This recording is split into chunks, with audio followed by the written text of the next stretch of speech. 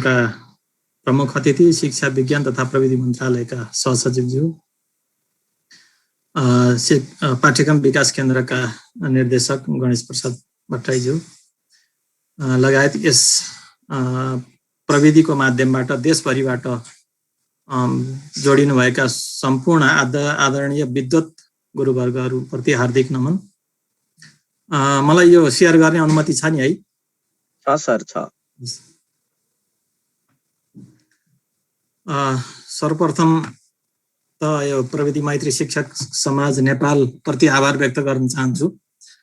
यो प्रविधिको माध्यमबाट जुन देशभरिका 1000 जना शिक्षक साथीहरूसँग आज भेटघाट हुने, आफ्ना कुरा भन्ने, शेयर गर्ने र परिचित हुने मौका दिलाइदिनु भयो, त्यसको लागि आभार व्यक्त गर्न चाहन्छु। हामी यो पाठ्यक्रम परिवर्तनको चरणमा छौं। परिवर्तनको चरण हामी 77 सालबाट सुरु भएको छ। हामीले गत साल कक्षा 1 र 11 मा परिवर्तन गर्यौं, नयाँ पाठ्यक्रम लागू गर्यौं र अहिले हामी 2, 3, 6 र 12 कक्षामा चाहिँ यो परिवर्तित पाठ्यक्रम कार्यान्वयनमा जाँदैछौँ। र यही सन्दर्भमा हिजो यहाँहरूकै आयोजनामा हाम्रो पाठ्यक्रम विकास केन्द्रका निर्देशक गणेश भट्टराई सरले चाहिँ कक्षा 1-3 को पाठ्यक्रमको सन्दर्भमा यहाँ चाहिँ त्यो परिचयात्मक कार्यक्रममा आफ्ना चाहिँ यो पाठ्यक्रमका नयाँ परिवर्तित कुराहरूलाई चाहिँ राखिसक्नु भएको छ। र आज यहाँहरूले जिम्मा दिए अनुसार यो पाठ्यक्रमको आधारभूत तह पाठ्यक्रम 6-8 हामी चाहिँ तहगत रूपमा चाहिँ लिन्छौँ पाठ्यक्रमलाई। यद्यपि हामी अहिले 6 कक्षामा मात्रै कार्यान्वयनमा प्रवेश गर्दैछौँ यो शैक्षिक सत्रबाट। तर पाठ्यक्रमको स्वरूप र संरचना हाम्रो निर्धारित छ। हाम्रो विभिन्न चरणमा चाहिँ हामी तयार गर्छौँ। त्यो 6-8 कक्षाको पाठ्यक्रम हामी सँगै कुरा गर्छौँ यो कुरा गर्दाखेरि। र यो अघि चाहिँ पनि कुरा उठिसकेको छ। हामी सामान्यतया हाम्रो चाहिँ पद्धति के हो भने पाठ्यक्रम चाहिँ परिवर्तन यो हरेक 10 वर्षमा परिवर्तन गर्ने हाम्रो परम्परा हो। तर बीचमा विशेष परिस्थिति विविध कारण चाहिँ आएको अवस्थामा हामी बीचमै पनि परिवर्तन गर्छौं।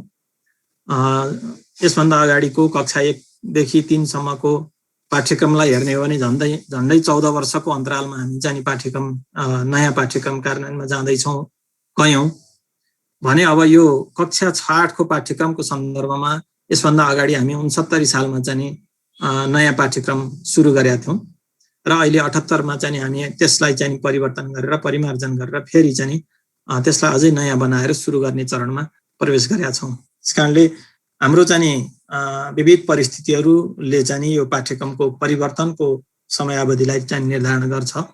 त्यही चरणमा चाहिँ हामी पाठ्यक्रम परिवर्तन र त्यसको कार्यान्वयनमा चाहिँ हामी गइरहेका छौं। र सर्वप्रथम म यहाँहरुसँग के अनुरोध गर्न चाहन्छु भने यो पाठ्यक्रम परिवर्तनको आवश्यकता किन पर्यो, हामी यो परिवर्तनबाट हामी चाहिँ के चाहिँ खोजेका छौं भन्ने कुरा चाहिँ म थोरै चाहिँ राख्न चाहन्छु सुरुमा।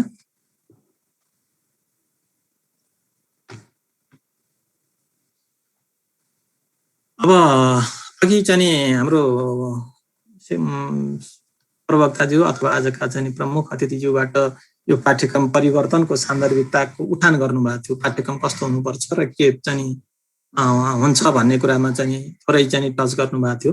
हाम्रो चाहिँ परिवर्तनको औचित्य के हो त, किन आवश्यकता पर्यो भन्ने कुरालाई चाहिँ मैले राख्न चाहे। समसामयिक आवश्यकता परिपूर्तिको अध्यावधिकता वास्तवमा चाहिँ हो।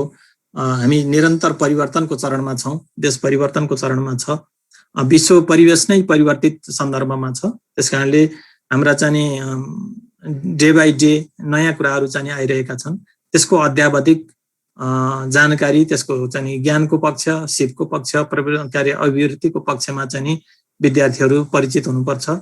उनीहरुमा त्यो किसिमको चाहिँ क्षमता विकास हुनुपर्छ भन्ने मान्यता राख्छ। त्यो हिसाबले हामी त्यो चरणमा भएको हुनाले अब हाम्रो व्यवस्थादेखि लिएर विश्व चाहिँ परिवेश र हाम्रो चाहिँ देशभित्रकै आन्तरिक व्यवस्था पनि संविधान चाहिँ आइसकेपछि संविधानका प्रावधानहरू अनुसार केही व्यवस्थाहरू परिवर्तित छन्। त्यो कुराहरूलाई अध्यावधि गर्नुपर्ने हुन्छ। त्यो चरणमा हामी पाठ्यक्रम परिवर्तन गर्न गइरहेछौँ। त्यसै गरेर सङ्घीय गणतन्त्रको अवधारणा अनुसार पाठ्यक्रम विकास गर्नुपर्ने। हाम्रो अब संविधानै नयाँ आइसकेपछि हाम्रा विविध देशको मूल कानुन नै चाहिँ आइसकेपछि त्यसका चाहिँ परिपूरक सबै व्यवस्थापनहरूमा अवश्य पनि प्रभाव पर्छ। त्यो कुरालाई चाहिँ हाम्रो पाठ्यक्रमले सम्बोधन गर्नुपर्छ। पाठ्यक्रमले चाहिँ विद्यार्थीसम्म पुर्याउनुपर्छ। त्यो हिसाबले पनि पाठ्यक्रम परिवर्तन गर्नुपर्ने आवश्यकता देखिन्छ। अनि नयाँ ज्ञान प्रवर्तन र विज्ञान प्रविधिमा भएको विकासलाई पाठ्यक्रममा समावेश गर्ने मैले अघि पनि अनुरोध गरेँ। अहिले विश्व यति चाहिँ चलायमान छ, हाम्रो प्रविधि विज्ञान यति चाहिँ चलायमान छ, यति चाहिँ द्रुत गतिमा अगाडि बढिरहेको छ। डे बाई डे चाहिँ नयाँ ज्ञानका चाहिँ क्षेत्रहरू पहिचान भइरहेका छन्, प्रविधिहरू चाहिँ पहिचान भइरहेका छन्, प्रयोगमा आइरहेका छन्। यी कुराहरूलाई पनि हाम्रो चाहिँ विश्व परिवेशसँगै चाहिँ हाम्रा विद्यार्थीहरू कम्पिटेटिभ हुनुपर्छ, उनीहरूले थाहा पाउनुपर्छ। त्यस कारणले पनि पाठ्यक्रम परिमार्जन गर्नुपर्ने आवश्यकता रह्यो। विश्वव्यापी र स्थानीय आवश्यकताको परिपूर्ति। अब यो ग्लोबलाइजेसनको चाहिँ यो कन्टेक्स्टमा हाम्रा विद्यार्थीहरू एउटा विश्वव्यापी प्रतिस्पर्धी बन्नुपर्ने हुन्छ। अब विश्वव्यापी मात्रै नभएर आफ्नो स्थानीय आवश्यकताहरू, आफ्ना परिवेश, आफ्ना संस्कार संस्कृति, अब रहनसहन चालचलन, भूगोल परिवेश वातावरण, यी सबै कुराहरू प्रति चाहिँ बच्चाहरू चाहिँ हाम्रा बालबालिकाहरू परिचित हुनुपर्ने हुन्छ। त्यो किसिमको सिप र चाहिँ ज्ञान दक्षता चाहिँ उनीहरूमा हासिल गराउनु पर्ने हुन्छ। त्यो हिसाबले पनि आवश्यक छ। शिक्षालाई जीवन सन्दर्भ सापेक्ष बनाउनु। अब यो स्वाभाविक हो, यो शिक्षाले के गर्छ भन्ने कुरामा व्यवहारमा परिवर्तन ल्याउने, व्यवहारलाई चाहिँ जीवनलाई चाहिँ सहज बनाउने काम शिक्षाले गर्छ भन्ने कुरा हामी सबै चाहिँ जानकार छौँ। त्योसँग जोड्ने कुरा रह्यो। अनि सिकाइमा नयाँ सिद्धान्त, विधि, प्रक्रिया आदिको प्रयोग गर्ने कुराहरू मैले अघि पनि भने। शिक्षणमा पनि नयाँ नयाँ विधि र प्रविधिहरू चाहिँ भित्रिरहेका छन्। अब त्यो प्रविधिलाई, त्यो विधिलाई हाम्रा शिक्षण शैली, हाम्रा शिक्षण प्रक्रिया, हाम्रा कक्षा कोठामा पनि चाहिँ प्रवेश गराउनु पर्ने हुन्छ। हाम्रो त्यो अवसरबाट हाम्रा बालबालिकाहरूलाई चाहिँ लाभान्वित गराउनु पर्ने हुन्छ। त्यसको लागि पनि पाठ्यक्रम परिमार्जन र परिवर्तनको आवश्यकता छ र त्यही चरणमा हामी चाहिँ यो गरिरहेका छौँ। अनि मूल्याङ्कनलाई सिकाइ सहजीकरण प्रक्रियाको भागको रूपमा चाहिँ प्रयोग गर्ने। यहाँहरू सबै चाहिँ अब गुरुवर्ग हुनुहुन्छ, त्यस कारणले यो शिक्षणको सिद्धान्तप्रति परिचित हुनुहुन्छ। हामीले सुरु गर्दाखेरि एसेसमेन्ट अफ लर्निङ भनेर चाहिँ भनिन्थ्यो, अथवा सिकाइको मूल्याङ्कन, कति सिक्यो भनेर मूल्याङ्कन गर्ने परिपाटी थियो। सिकाइको मूल्याङ्कन गर्थ्यौँ। त्यसपछि दोस्रो अवधारणा चाहिँ यो शिक्षाको क्षेत्रमा मूल्याङ्कनको अवधारणालाई चाहिँ हेर्ने हो भने एसेसमेन्ट फर लर्निङ भनेर आयो। सिकेको चाहिँ अब सिकेको चाहिँ सिकाइको लागि चाहिँ एसेसमेन्ट गर्ने, उसले चाहिँ के सिक्यो र कहाँ चाहिँ सिक्यो, कहाँ चाहिँ सिकेन, कहाँ कठिनाइ भयो भन्ने हिसाबले चाहिँ मूल्याङ्कन गर्ने र उसलाई सिकाइमा नै सहजीकरण गर्ने भन्ने हिसाबले चाहिँ मूल्याङ्कनलाई प्रयोगमा ल्याइयो। र अहिले पछिल्लो अवधारणा, मूल्याङ्कनको पछिल्लो अवधारणा विश्वमा चाहिँ आइरहेको अवधारणा के हो भने एसेसमेन्ट एज लर्निङ, अथवा चाहिँ सिकाइ नै एउटा चाहिँ मूल्याङ्कनको रूपमा सिकाइलाई चाहिँ लैजाने, मूल्याङ्कनकै क्रियाकलापबाट सिकाइलाई चाहिँ अगाडि बढाउने, त्यो कन्सेप्टमा चाहिँ यो पछिल्लो एसेसमेन्टको कन्सेप्ट विकास भइरहेको अवस्थामा त्यो अब हामीले हाम्रो पाठ्यक्रमले पनि सिकाइलाई चाहिँ मूल्याङ्कनलाई चाहिँ एउटा सिकाइकै प्रक्रियाको रूपमा अँगाल्नुपर्छ भन्ने चाहिँ अवधारणा लिएर हामी हाम्रो यो पाठ्यक्रममा चाहिँ आएका छौँ। पाठ्यक्रमलाई त्यसरी चाहिँ परिमार्जन गरिएको छ। त्यसकारणले यी कुराहरूले गर्दाखेरि पाठ्यक्रम परिवर्तन हुनु आवश्यक छ, अथवा परिवर्तित पाठ्यक्रमको औचित्य चाहिँ यहाँनिर गएर चाहिँ औचित्य साबित हुन्छ भन्ने चाहिँ हाम्रो भनाइ हो। अब पाठ्यक्रमका विकास गर्दाका अथवा पाठ्यक्रमका केही सिद्धान्तहरू हुन्छन्। अब त्यो अघि चाहिँ दीपक सरले चाहिँ यहीँनिर जोड्नु भएको थियो। अब त्यही कुरालाई अलिकति विस्तृत, अलि धेरै बुँदामा चाहिँ यहाँ राखिएको छ। यो किन पनि चाहिँ आवश्यक छ हामीले थाहा पाउनु भने अघि सरले अर्को सन्दर्भ पनि जोड्नु भएको छ, पाठ्यक्रम भने तीन किसिमको पाठ्यक्रम हुन्छ भन्ने कुरा पनि जोड्नु भएको छ। त्यसलाई पनि चाहिँ यो परिवेशले हाम्रो तीन किसिमको पाठ्यक्रमलाई कसरी कार्यान्वयनमा लैजाने, त्यसबाट हाम्रा बच्चाहरूलाई कसरी चाहिँ लाभान्वित चाहिँ बनाउने भन्ने कुरालाई चाहिँ सहज गराउँछ भन्ने लाग्छ। सक्षमतामा आधारित पाठ्यक्रम हामीले चाहिँ अहिलेको पाठ्यक्रम चाहिँ विकास गर्दै गर्दा हाम्रो चाहिँ राष्ट्रिय पाठ्यक्रम प्रारूप छ। हाम्रो यसको मूल गाइडेन्स डकुमेन्ट चाहिँ राष्ट्रिय पाठ्यक्रम प्रारूप हो। त्यसले हामीलाई चाहिँ के मार्गनिर्देश गरेको छ भने यो आधारमा चाहिँ पाठ्यक्रमको विकास हुनुपर्छ, पाठ्यक्रम चाहिँ हाम्रा पाठ्यपुस्तक र पाठ्य सामग्री विकास हुनुपर्छ भन्ने एउटा चाहिँ मार्गदर्शन गरेको छ। र हामीले यो पाठ्यक्रम बनाइरहँदाखेरि यी मार्गदर्शनमै चाहिँ आधारित भएर हामी चाहिँ यो सामग्रीलाई विकास गरेका छौँ, पाठ्यक्रमलाई विकास गरेका छौँ। त्यस कारणले अहिले हामी सक्षमतामा आधारित पाठ्यक्रम भन्छौँ। अहिलेको पाठ्यक्रम सक्षमता भन्न साथ त्यो चाहिँ व्यक्तिको व्यवहारसँग जोडिन्छ प्रत्यक्ष रूपमा।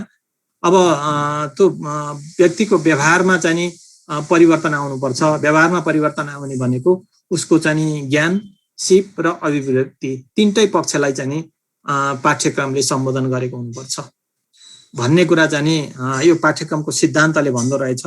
र पाठ्यक्रमको चाहिँ ढाँचा तयार गर्दा, पाठ्यक्रम विकास गर्दाखेरि ती अङ्गहरूलाई, ती पक्षहरूलाई पनि ध्यान दिएको छ र दिनुपर्छ भन्ने कुरा चाहिँ यो पाठ्यक्रमको सिद्धान्तले बोल्दो रहेछ। र हाम्रो पाठ्यक्रम त्यही आधारमा विकसित भएका छन्। अनि सर्वाङ्गीण बाल विकासको अवधारणा अनुरूप पाठ्यक्रम विकास मैले अघि भने, सर्वाङ्गीण भन्न साथ ज्ञान, सिप र व्यवहार, अभिव्यक्तिको पक्षलाई। अब अहिले चाहिँ आध्यात्मिक र चाहिँ उसका पक्षहरू समेतलाई पाठ्यक्रमले सम्बोधन गर्नुपर्छ। एउटा भौतिक पक्ष र आध्यात्मिक पक्ष चाहिँ फरक कुरा हो भन्ने, यो व्यक्ति चाहिँ यो व्यक्तित्वमा प्रभाव पार्ने कुराहरू हुन् भन्ने कुरा चाहिँ आइरहँदाखेरि यो सबै पक्षलाई चाहिँ सक्षम बनाउने अथवा सबै पक्षका चाहिँ दक्षताहरूलाई चाहिँ विकास गर्ने किसिमका पाठ्यक्रमहरू चाहिँ बच्चाको चाहिँ सर्वाङ्गीण विकासमा सहयोग पुग्ने किसिमको पाठ्यक्रम विकास हुनुपर्छ भन्ने चाहिँ अर्को सिद्धान्त रहेछ। हामीले त्यो कुरालाई पनि ख्याल गरेका छौँ। अनि बाल केन्द्रित विकासात्मक पद्धति अनुरूप पाठ्यक्रम विकास। अब हाम्रो पाठ्यक्रम बाल केन्द्रित हुनुपर्छ। बालबालिकाको विकासको क्रमलाई चाहिँ त्यो क्रमको विशेषतालाई चाहिँ सम्बोधन गर्ने अथवा त्यसलाई एडजस्ट गर्ने किसिमका हुनुपर्छ भन्ने अर्को मान्यता राख्छ। हामी पढ्दाखेरि हिजो यो अहिले जस्तो प्रविधिको चाहिँ जमाना थिएन। हामीले फरक किसिमबाट चाहिँ सिक्यौँ, पढ्यौँ। र अहिले चाहिँ अब प्रविधिको विकास सँगसँगै हाम्रा बच्चाहरू यति चाहिँ ट्यालेन्ट चाहिँ प्रविधिमा यति अग्रगमन छन्, यति अगाडि पुगिसकेका छन्। उनीहरूलाई चाहिँ प्रविधिसँग नजोड्ने हो भने अब सिकाइ चाहिँ अपूर्ण हुन्छ, अधुरो हुन्छ। त्यस कारणले हाम्रो अब स्वभावमै परिवर्तन आइसकेका छ हाम्रा बच्चाहरूको। त्यो स्वाभाविक चाहिँ विशेषताहरू, बच्चाको स्वभावका, उमेरगत स्वभावका विशेषताहरूमा पनि परिवर्तन आएको छ हाम्रा प्रविधिले गर्दाखेरि। त्यस कारणले उनीहरूको विकासको चरण, बाल विकास जुन बच्चाहरूको विकास क्रम हुन्छ, त्यो विकासको चरण अनुसारको विशेषताहरूलाई सम्बोधन हुने गरी पाठ्यक्रम विकास गर्नुपर्छ भन्ने मान्यता राख्दो रहेछ। त्यो कुरालाई पनि चाहिँ यो पाठ्यक्रमले आत्मसात गरेको छ। अनि एकीकृत सिद्धान्तका आधारमा पाठ्यक्रम, हिजो चाहिँ एकीकृतको कुरा व्यापक चाहिँ धेरै साथीहरू सहभागी हुनुहुन्थ्यो होला हिजो पनि। एकीकृत सिद्धान्त के हो, एकीकृत कन्सेप्ट के हो, यसको अवधारणा के हो भन्ने कुरा हिजो चाहिँ गणेश सरले असाध्यै राम्रोसँग चाहिँ व्याख्या गर्नुभएको छ, प्रस्तुत गर्नुभएको थियो। हो, वास्तवमा चाहिँ हाम्रो जीवन एकीकृत छ तर सिकाइलाई एकीकृत गर्न सकेनौँ। सिकाइका कुरा अलग अलग गर्ने र चाहिँ जीवनलाई चाहिँ एकीकृत रूपमा सञ्चालन गर्नुपर्ने पक्षमा चाहिँ सिकाइलाई जोड्न सकेनौँ भने त्यो हाम्रो सिकाइ चाहिँ अलग अलग टापुमा चाहिँ बस्छ। उसले चाहिँ परीक्षाको लागि पास गर्न सक्छ तर जीवनमा प्रयोग गर्न सक्दैन भन्ने कुरा हिजो पनि आएको थियो। वास्तवमा त्यही हो। हामी 500 रुपियाँ दिएर एउटा बच्चालाई चाहिँ ल खाजा र दुध लिएर आइज भनेर बजार पठायौँ भने त्यहाँ खालि चाहिँ एउटा पैसा चाहिँ लिने दिने र पैसा कति फिर्ता आउँछ भनेर हिसाब गर्ने कुरा मात्रै त्यहाँ सीमित हुँदैन, गणितका कुरा मात्रै त्यहाँ सीमित हुँदैन। त्यहाँ बच्चाले सञ्चार गर्नुपर्ने हुन्छ, गएर कसैलेसँग सञ्चार गर्नुपर्दा भाषाका कुरा आउँछ। अनि सम्बन्धका कुराहरू सम्बोधन गर्नुपर्ने हुन्छ अथवा उसको व्यवहार शैली आफ्नो चाहिँ शैली चाहिँ उसले प्रस्तुत गर्छ, बोलीचालीको शैली प्रस्तुत गर्छ, भाषाको शब्दहरू चाहिँ कुन किसिमका भाषाका शब्दहरू प्रयोग गर्छ, त्यहाँ भाषाको कुरा आउँछ, सामाजिक पक्षको कुरा आउँछ, लिने दिनेका कुरामा गणितका कुराहरू आउँछ, उसले खानेकुरा किन्दैछ भने उसको स्वास्थ्यको हिसाबले कति सचेत छ भन्ने कुरा त्यहाँ स्वास्थ्यको पक्षसँग जोडिन्छ। यसरी चाहिँ हाम्रो एउटै चाहिँ क्रियाकलापमा, हाम्रो एउटै चाहिँ व्यवहारमा हरेक सिकाइका पक्षहरू, हरेक चाहिँ विषय क्षेत्रका सिकाइका पक्षहरू चाहिँ जोडिन्छ। त्यसकारणले एकीकृत हाम्रो सिकाइ पनि व्यवहारसँग जोड्न सक्यो भने त्यो एकीकृत हुन सक्छ। त्यसकारणले सिकाइलाई चाहिँ व्यावहारिक बनाउनु पर्छ, एकीकृत सिद्धान्तमा आधारित सिकाइ हुनुपर्छ भन्ने मान्यता राख्दो रहेछ पाठ्यक्रमले। यो किन चाहिँ मेरो यो प्रेजेन्टेसन देखिया छ? हैन सर, देखेको हजुरको स्टप भएको छ। किन चाहिँ स्टप देखिएन सर? शेयर भएको छैन। भयो सर, भयो। अहिले देखियो।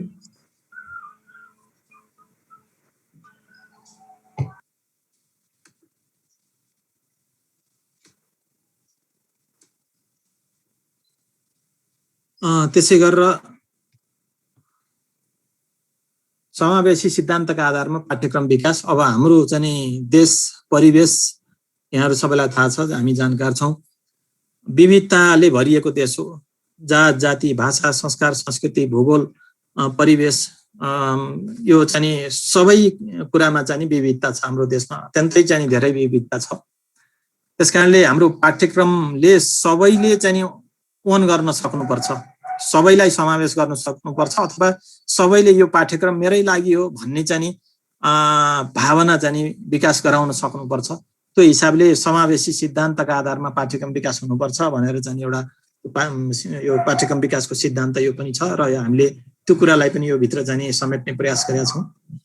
अनि स्थानीय आवश्यकतामा आधारित पाठ्यक्रम पक्कै पनि हो। यो झन् हाम्रो चाहिँ भौगोलिक विविधता, विभिन्न सामाजिक चाहिँ विविधता, हरेक कुराहरू चाहिँ मा विविधता छ।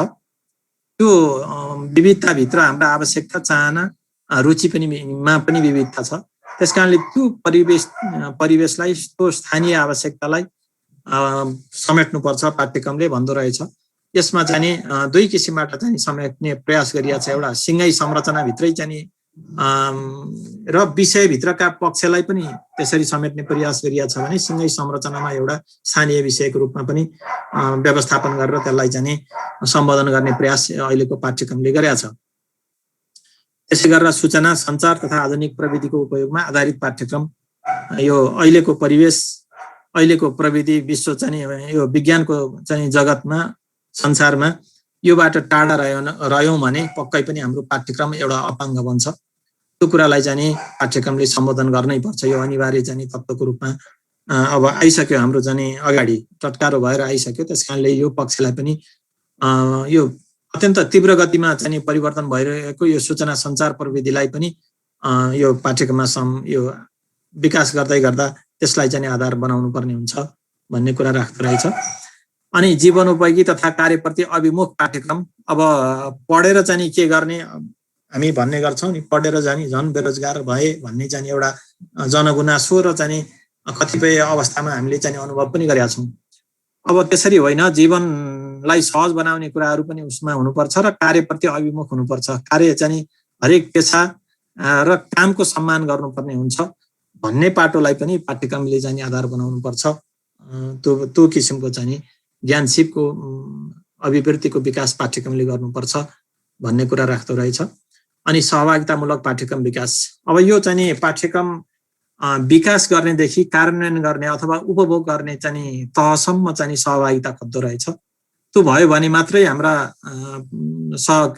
यो सिकारुहरूले पाठ्यक्रमलाई राम्रोसँग ओन गर्ने र त्यसलाई चाहिँ राम्रोसँग सिक्न सक्ने हुँदो रहेछन्। त्यस कारणले सहभागितामूलक भन्न साथ हामी अघि दीपक सरले भन्नुभएको थियो, हाम्रा 3 किसिमका करिकुलम मध्ये इन्टेन्डेड करिकुलममा हामी चाहिँ यहाँ केही कुराहरू निश्चित गरेर एउटा डकुमेन्टको रूपमा चाहिँ विकास गर्छौँ।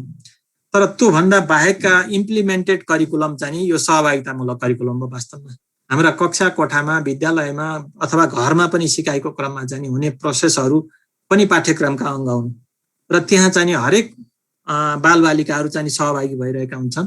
त्यो पक्षलाई पनि हाम्रो यो डकुमेन्टमा भित्र पनि त्यो पाटोलाई उजागर गर्नुपर्ने हुन्छ, सम्बोधन गर्नुपर्ने हुन्छ। त्यो मान्यता राख्दो रहेछ पाठ्यक्रमको सिद्धान्त पाठ्यक्रम विकास गर्दै गर्दा। त्यसकारणले त्यो कुरालाई पनि ख्याल गरिएको छ। नेपाली मूल्य र मान्यता तथा पूर्वीय ज्ञानमा आधारित पाठ्यक्रम। वास्तवमा चाहिँ हामी यति सम्पन्न र यति धनी छौँ कि विश्वमा चाहिँ यति धनी कुनै पनि भाषा अथवा कुनै पनि साहित्य छैन। हाम्रो चाहिँ पूर्वीय ज्ञानमा आधारित हामी जुन हाम्रो संस्कृतिमा चाहिँ छ, अहिले चाहिँ वैज्ञानिकहरू त्यसैका पछाडि लागिरहेछन्, त्यसैलाई चाहिँ प्रयोगमा ल्याउने प्रयोग के अरे अभ्यास गरिरहेछन्। नासादेखि लिएर पश्चिमा वैज्ञानिकहरू अङ्ग्रेजी भाषाका वाक्यहरू अथवा शब्दहरू अहिलेसम्म 2,50,000 मात्रै छन्। तर हाम्रो संस्कृतमा चाहिँ वाङ्मयमा शब्दहरू हेर्दाखेरि 3.25 करोड चाहिँ शब्दहरू संस्कृत वाङ्मयमा छन्। त्यस कारणले यसैबाट थाहा हुन्छ कि सब ज्ञानको भण्डार कहाँ छ, कति छ, कति गहिराईसम्म पुगेको छ भन्ने कुरा चाहिँ त्यसबाट थाहा हुन्छ। त्यो कुरा चाहिँ बाट टाढा रह्यौँ भने पनि हामी अब ज्ञान चाहिँ को मार्गमा अगाडि बढिरहेको ठहरिन्न। त्यस कारणले त्यो पाटोलाई पनि हाम्रा पाठ्यक्रमले चाहिँ समाउनु पर्छ भन्ने चाहिँ अब यो मार्गदर्शन हाम्रो डकुमेन्टले गरेका छ र पाठ्यक्रम बनाउँदाखेरि हामी त्यो पाटोमा पनि ध्यान दिएका छौँ। अनि सिकाइका प्रमुख क्षेत्रहरूको व्यवस्थापन। अब यो सिकाइका चाहिँ क्षेत्रहरू के हुन सक्छन्? एउटा व्यक्तिको जीवनलाई सहज बनाउनको लागि कुन कुन क्षेत्रका सिकाइहरू आवश्यक पर्छ, कुन कुन क्षेत्रका सिकाइहरूले चाहिँ जीवनलाई सहज बनाउन सक्छन्। एउटा चाहिँ त्यो सिँगै सिकाइको क्षेत्रको पाटो रहन्छ भने त्यो क्षेत्रभित्र पनि उपक्षेत्रहरू हुन्छन्। अब जस्तै चाहिँ भाषाभित्र नेपालीलाई हेर्ने अथवा अङ्ग्रेजीलाई हेर्ने हो भने भाषाभित्रका विधागत कुराहरू पनि यो सिकाइका क्षेत्र हुन् भने, सिँगै समष्टिमा हेर्ने हो भने भाषा एउटा क्षेत्र हो, अनि गणित अर्को क्षेत्र हो, विज्ञान अर्को क्षेत्र हो, अनि कला अर्को क्षेत्र हो, स्वास्थ्य अर्को क्षेत्र हो। यसरी चाहिँ विभिन्न क्षेत्रका चाहिँ अनि अन्तर्राष्ट्रिय परिवेश वातावरण अर्को क्षेत्र हो। यी कुराहरू चाहिँ सिकाइका क्षेत्रहरू हुन सक्छन्। ती सबै क्षेत्रहरूलाई चाहिँ सिकाइका क्षेत्रहरूलाई पाठ्यक्रमभित्र चाहिँ उपयुक्त मात्रामा हाम्रो विद्यार्थीको रुचि, आवश्यकता, उमेर अनुसारको चाहिँ ती क्षेत्रहरूलाई चाहिँ सम्बोधन गर्ने र समायोजन गर्दै लैजानुपर्ने हुन्छ। त्यो चाहिँ पाठ्यक्रम विकास गर्दाखेरिको त्यो सिद्धान्तमा आधारित भएर गर्दाखेरि यो कुराहरूलाई पनि ध्यान दिनुपर्छ भन्दो रहेछ। शैक्षिक गुणस्तर मानकको सुनिश्चिततामा आधारित पाठ्यक्रम। हाम्रा पाठ्यक्रमले अब हामीले चाहेका कुराहरू के हुन् त भन्दा, अब गुणस्तरको चाहिँ व्यापक अर्थ चाहिँ हुन सक्छ, तर अहिले पाठ्यक्रमको सन्दर्भमा भन्ने हो भने हामीले चाहिँ राष्ट्रिय उद्देश्य, त्यसका चाहिँ अनि आधारमा तहगत सक्षमता र त्यसैका आधारमा चाहिँ कक्षागत र विषयगत सिकाइ उपलब्धिहरू निर्धारण गरेका छौँ। ती कुराहरूलाई चाहिँ हासिल गर्ने किसिमबाट हाम्रा त्यहाँका शिक्षण पद्धति, मूल्याङ्कन पद्धति, विषयवस्तुको संयोजन, सङ्गठन, यी सबै कुराहरू चाहिँ पाठ्यक्रमले सुनिश्चित गर्नुपर्छ।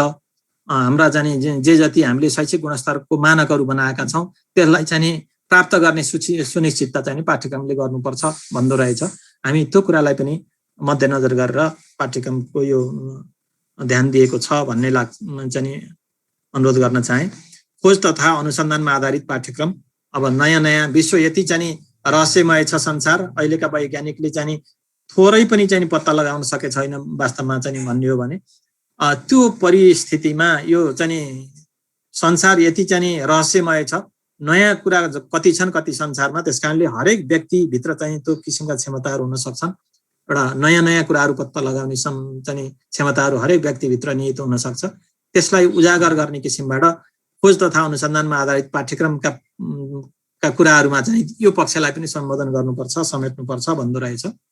त्यो पाटोमा पनि हामी चाहिँ अगाडि बढेका छौँ भन्ने हाम्रो दाबी पनि हो र पाठ्यक्रमको चाहिँ व्यवस्थापन पनि त्यसरी गरिएको छ। अब यो विद्यालय तहको अब पाठ्यक्रमभित्र चाहिँ प्रवेश गर्न चाहे, यो सैद्धान्तिक कुराहरू मैले यहाँहरूसँग राखेँ, निवेदन गरेँ। अब पाठ्यक्रमभित्र पस्दाखेरि हामीले विद्यालय तहको सिकाइलाई चाहिँ अब यो बाल विकास, प्रारम्भिक बाल विकासलाई चाहिँ छोड्ने हो भने त्यसलाई चाहिँ तहमा गणना गरिएको छैन, तर सिकाइको चाहिँ चरण चाहिँ हो। त्यो समेत गर्दा हामी 6वटा तहमा चाहिँ मान्नुपर्ने हुन्छ भने अहिले चाहिँ हाम्रा डकुमेन्टले चाहिँ उल्लेख गरेका चरणहरू तहहरू 5 वटा कक्षा 1 देखि 12 सम्मलाई चाहिँ 5 तहमा सिकाइको चाहिँ तह चाहिँ मानिएको छ। 1 देखि 3 सम्म पहिलो तह। अब हामीले चाहिँ कम्पिटेन्सी अघि भनियो नि यो गुणस्तरका मानकहरू अथवा चाहिँ उनीहरुमा विकास हुनुपर्ने क्षमताको निर्धारण चाहिँ गर्दाखेरि हामीले यही तहलाई चाहिँ आधार मानेर हाम्रा कम्पिटेन्सीहरू तयार भएका छन्। तहगत चाहिँ कम्पिटेन्सीहरू यही 5 वटा तहलाई आधार मानेर चाहिँ निर्धारित छन् र ती सबै कम्पिटेन्सीहरू हासिल हुँदाखेरि हाम्रो राष्ट्रिय उद्देश्य चाहिँ परिपूर्ति हुन जान्छ। त्यो हिसाबले चाहिँ हाम्रा यी कम्पिटेन्सीहरू तयार छन्। अब 1-3 मा पहिलो तह अनि कक्षा 4-5 लाई चाहिँ दोस्रो तह भनिएको छ। उमेरको हिसाबले पनि यहाँ राखिएको छ। अनि कक्षा 6 देखि 8 सम्मको तेस्रो तह हो सिकाइको। 9-10 चौथो तह र 11-12 पाँचौं तह भनेर यसरी चाहिँ तह निर्धारण गरिएको छ। यो तहकै आधारमा हामीले चाहिँ हाम्रा कम्पिटेन्सीहरू, हाम्रा पाठ्यक्रमका संरचनाहरू, पाठ्यक्रमका विषयवस्तुहरू लाई संगठित गर्ने चाहिँ यो गरिएको छ, व्यवस्थापन गरिएको छ। र अब विद्यालय तहको चाहिँ संरचनामा पाठ्यक्रमको चाहिँ स्वरूप कस्तो छ त भन्ने कुरा पनि हामीले अब कार्यान्वयन चरणमै प्रवेश गरिसक्दाखेरि थाहा पाउनुपर्ने पाटो हो यो। र अघि यो कम्पिटेन्सी बेस हामीले अहिले नयाँ गरेको चाहिँ एउटा सक्षमतामा आधारित, हुन त हामीले 69 सालमा पनि सक्षमतामा आधारित भनेर चाहिँ पाठ्यक्रमलाई 6-8 को पाठ्यक्रमलाई अरूलाई थिएन त्यति बेला, अरू चाहिँ हामी उद्देश्य चाहिँ भनेर राखेका थियौँ। अहिले आएर हामी कक्षा 1 देखि 12 लाई नै कम्पिटेन्सी बेस्ड करिकुलम भनेर भनिएको छ। यो सक्षमतामा आधारित हो। र दोस्रो चाहिँ नयाँ पाटो भनेको के छ भने यो अब पूर्णाङ्क, हिजो चाहिँ हामीले यति पूर्णाङ्क उति पूर्णाङ्क भनेर पूर्णाङ्कमा आधारित मूल्याङ्कन गर्ने परिपाटी थियो। पूर्णाङ्कलाई चाहिँ आधार मान्थ्यौँ। अब चाहिँ त्यो पूर्णाङ्क पद्धति हामी कहाँ छैन। अब यो इन्टरनेसनल स्ट्यान्डर्ड चाहिँ को हिसाबले पनि हामी यो अन्तर्राष्ट्रिय स्तरको चाहिँ समकक्षता अथवा चाहिँ त्यसको चाहिँ बराबरीमा जानुपर्ने अथवा त्यसको चाहिँ समानान्तरमा रहनुपर्ने हुँदाखेरि इन्टरनेसनल प्र्याक्टिस चाहिँ यो क्रेडिट आवर बेस्ड चाहिँ करिकुलम हुन्छ। त्यही रूपमा हाम्रा करिकुलमहरू पनि अब कक्षा 1 देखि 12 सम्मकै चाहिँ करिकुलमहरू क्रेडिट आवर बेस्ड चाहिँ करिकुलमहरू छन्। बच्चाले चाहिँ कति पूर्णाङ्क भन्ने भन्दा पनि कति घण्टा उसले चाहिँ यो विषयवस्तु पढ्यो, सिक्यो भन्ने कुराले चाहिँ अर्थ राख्छ भन्ने चाहिँ रहँदो रहेछ। त्यो भित्र चाहिँ स्तर निर्धारण गर्ने कुरा पद्धति त छँदैछ। हामीले चाहिँ त्यसलाई अक्षराङ्कन पद्धतिको माध्यमबाट चाहिँ मूल्याङ्कन गर्छौँ। त्यसको स्तर कहाँ हो, यति घण्टा सिकेको कुरा कुन स्तरमा चाहिँ सिक्यो त भन्ने कुरा पनि हामी मूल्याङ्कनको पाटोमा चाहिँ जोडिन्छ। तर अहिले चाहिँ हाम्रो यो पाठ्य घण्टामा आधारित क्रेडिट आवरमा आधारित करिकुलम भएको हुनाले हामीले विषयहरूलाई यसरी चाहिँ व्यवस्थित गरेका छौँ। हाम्रा 3 वटा धारहरू छन् खास गरेर चाहिँ शिक्षाका चाहिँ यो शिक्षा पद्धतिका। साधारण धार, अर्को परम्परागत भनेर हामी गुरुकुल, गोन्पा, बिहार, मदरसा यी चाहिँ धारलाई हामी परम्परागत धार भन्छौँ। र अर्को चाहिँ प्राविधिक धार छ। यो अहिले हामी 6-8 को कुरा गरिरहँदाखेरि कक्षा 9 बाट अथवा माध्यमिक तहबाट मात्रै प्राविधिक धार भएको हुनाले यहाँ त्यसको उल्लेख गरिएको छैन। अब साधारण धारमा हामीले चाहिँ अहिले आम रूपमा चाहिँ पढाउनु पर्ने धेरै जसो विद्यालयहरू हाम्रो अब साधारण धारका विद्यालयहरू छन् र केही चाहिँ विद्यालयहरू गुरुकुल अनि वेद विद्याश्रम, गोन्पा, बिहार र मदरसा यो धारका विद्यालयहरू पनि छन्। त्यसकारणले सबैले यो कुरा थाहा पाउनुपर्छ भन्ने हिसाबले मैले यहाँ राखेको छु। यो विषयको रूपमा नेपाली सबैमा रहन्छ, अङ्ग्रेजी अब यो गुरुकुल अथवा वेद विद्याश्रममा चाहिँ अङ्ग्रेजी वा संस्कृत रचना भनेर वैकल्पिक व्यवस्था गरेको छ र गोन्पा, बिहार अथवा मदरसामा चाहिँ अङ्ग्रेजी नै छ। यसरी 5 क्रेडिट आवर यो नेपाली र अङ्ग्रेजीलाई चाहिँ राखिएको छ 8 मा। त्यसै गरेर गणित 3वटै चाहिँ धारमा रहन्छ 5 क्रेडिट आवर। अनि विज्ञान तथा प्रविधि यो गुरुकुल तर्फ विज्ञान तथा प्रविधि वा संस्कृत व्याकरण भनेर चाहिँ वैकल्पिकको रूपमा राखिएको छ भने गोन्पा, बिहार तथा मदरसामा चाहिँ यो विषय नै रहन्छ। यसलाई पनि 5 क्रेडिट आवर चाहिँ छुट्याइएको छ। अनि सामाजिक अध्ययन तथा मानव मूल्य शिक्षा, यो सामाजिक अध्ययन तथा मानव मूल्य शिक्षा वा कर्मकाण्ड भनेर चाहिँ संस्कृत तर्फ छ भने अनि अरूमा चाहिँ यो विषय चाहिँ कार्यान्वयनमा रहन्छ। त्यसै गरेर स्वास्थ्य शारीरिक तथा सृजनात्मक कला अनि संस्कृतमा चाहिँ संस्कृत भाषा र यो गोन्पा तथा मदरसा चाहिँ तर्फ स्थानीय विषय वा बौद्ध शिक्षा वा सम्बोटा व्याकरण वा अन्य आचार शिक्षा दिनियात वा कुरान अरेबिक यो चाहिँ मदरसा शिक्षातर्फ यो विभिन्न विकल्पहरू उहाँहरूको चाहिँ आवश्यकता अनुसार माग अनुसार चाहिँ पाठ्यक्रमले व्यवस्था गरेको छ र अघि नै आयो चाहिँ यो स्थानीय आवश्यकताको सम्बोधन पाठ्यक्रमले गर्नुपर्छ भन्ने कुराहरू पनि आयो दुईटा पक्षबाट चाहिँ त्यसलाई हेरिन्छ भन्ने कुरा मैले अघि पनि निवेदन गरेँ एउटा हाम्रा अरू माथि उल्लेखित विषयहरूमा पनि स्थानीय पक्षलाई चाहिँ सम्बोधन गरेर विषयवस्तुको रूपमा सम्बोधन गरिएको हुन्छ भने एउटा छुट्टै त्योभन्दा बाहेक स्थानीय परिवेशमै चाहिँ आधारित भएर त्यही नै पाठ्यक्रम विकास गर्ने त्यही नै कार्यान्वयन गर्ने किसिमबाट एउटा पाठ्यक्रमको संरचनाले छुट्टै विषयको व्यवस्था स्थानीय विषय भनेर चाहिँ व्यवस्था गरेको छ त्यो विषय अन्तर्गत तीनवटा चाहिँ विषय क्षेत्रका सिकाइहरू चाहिँ हामी गर्न सक्छौँ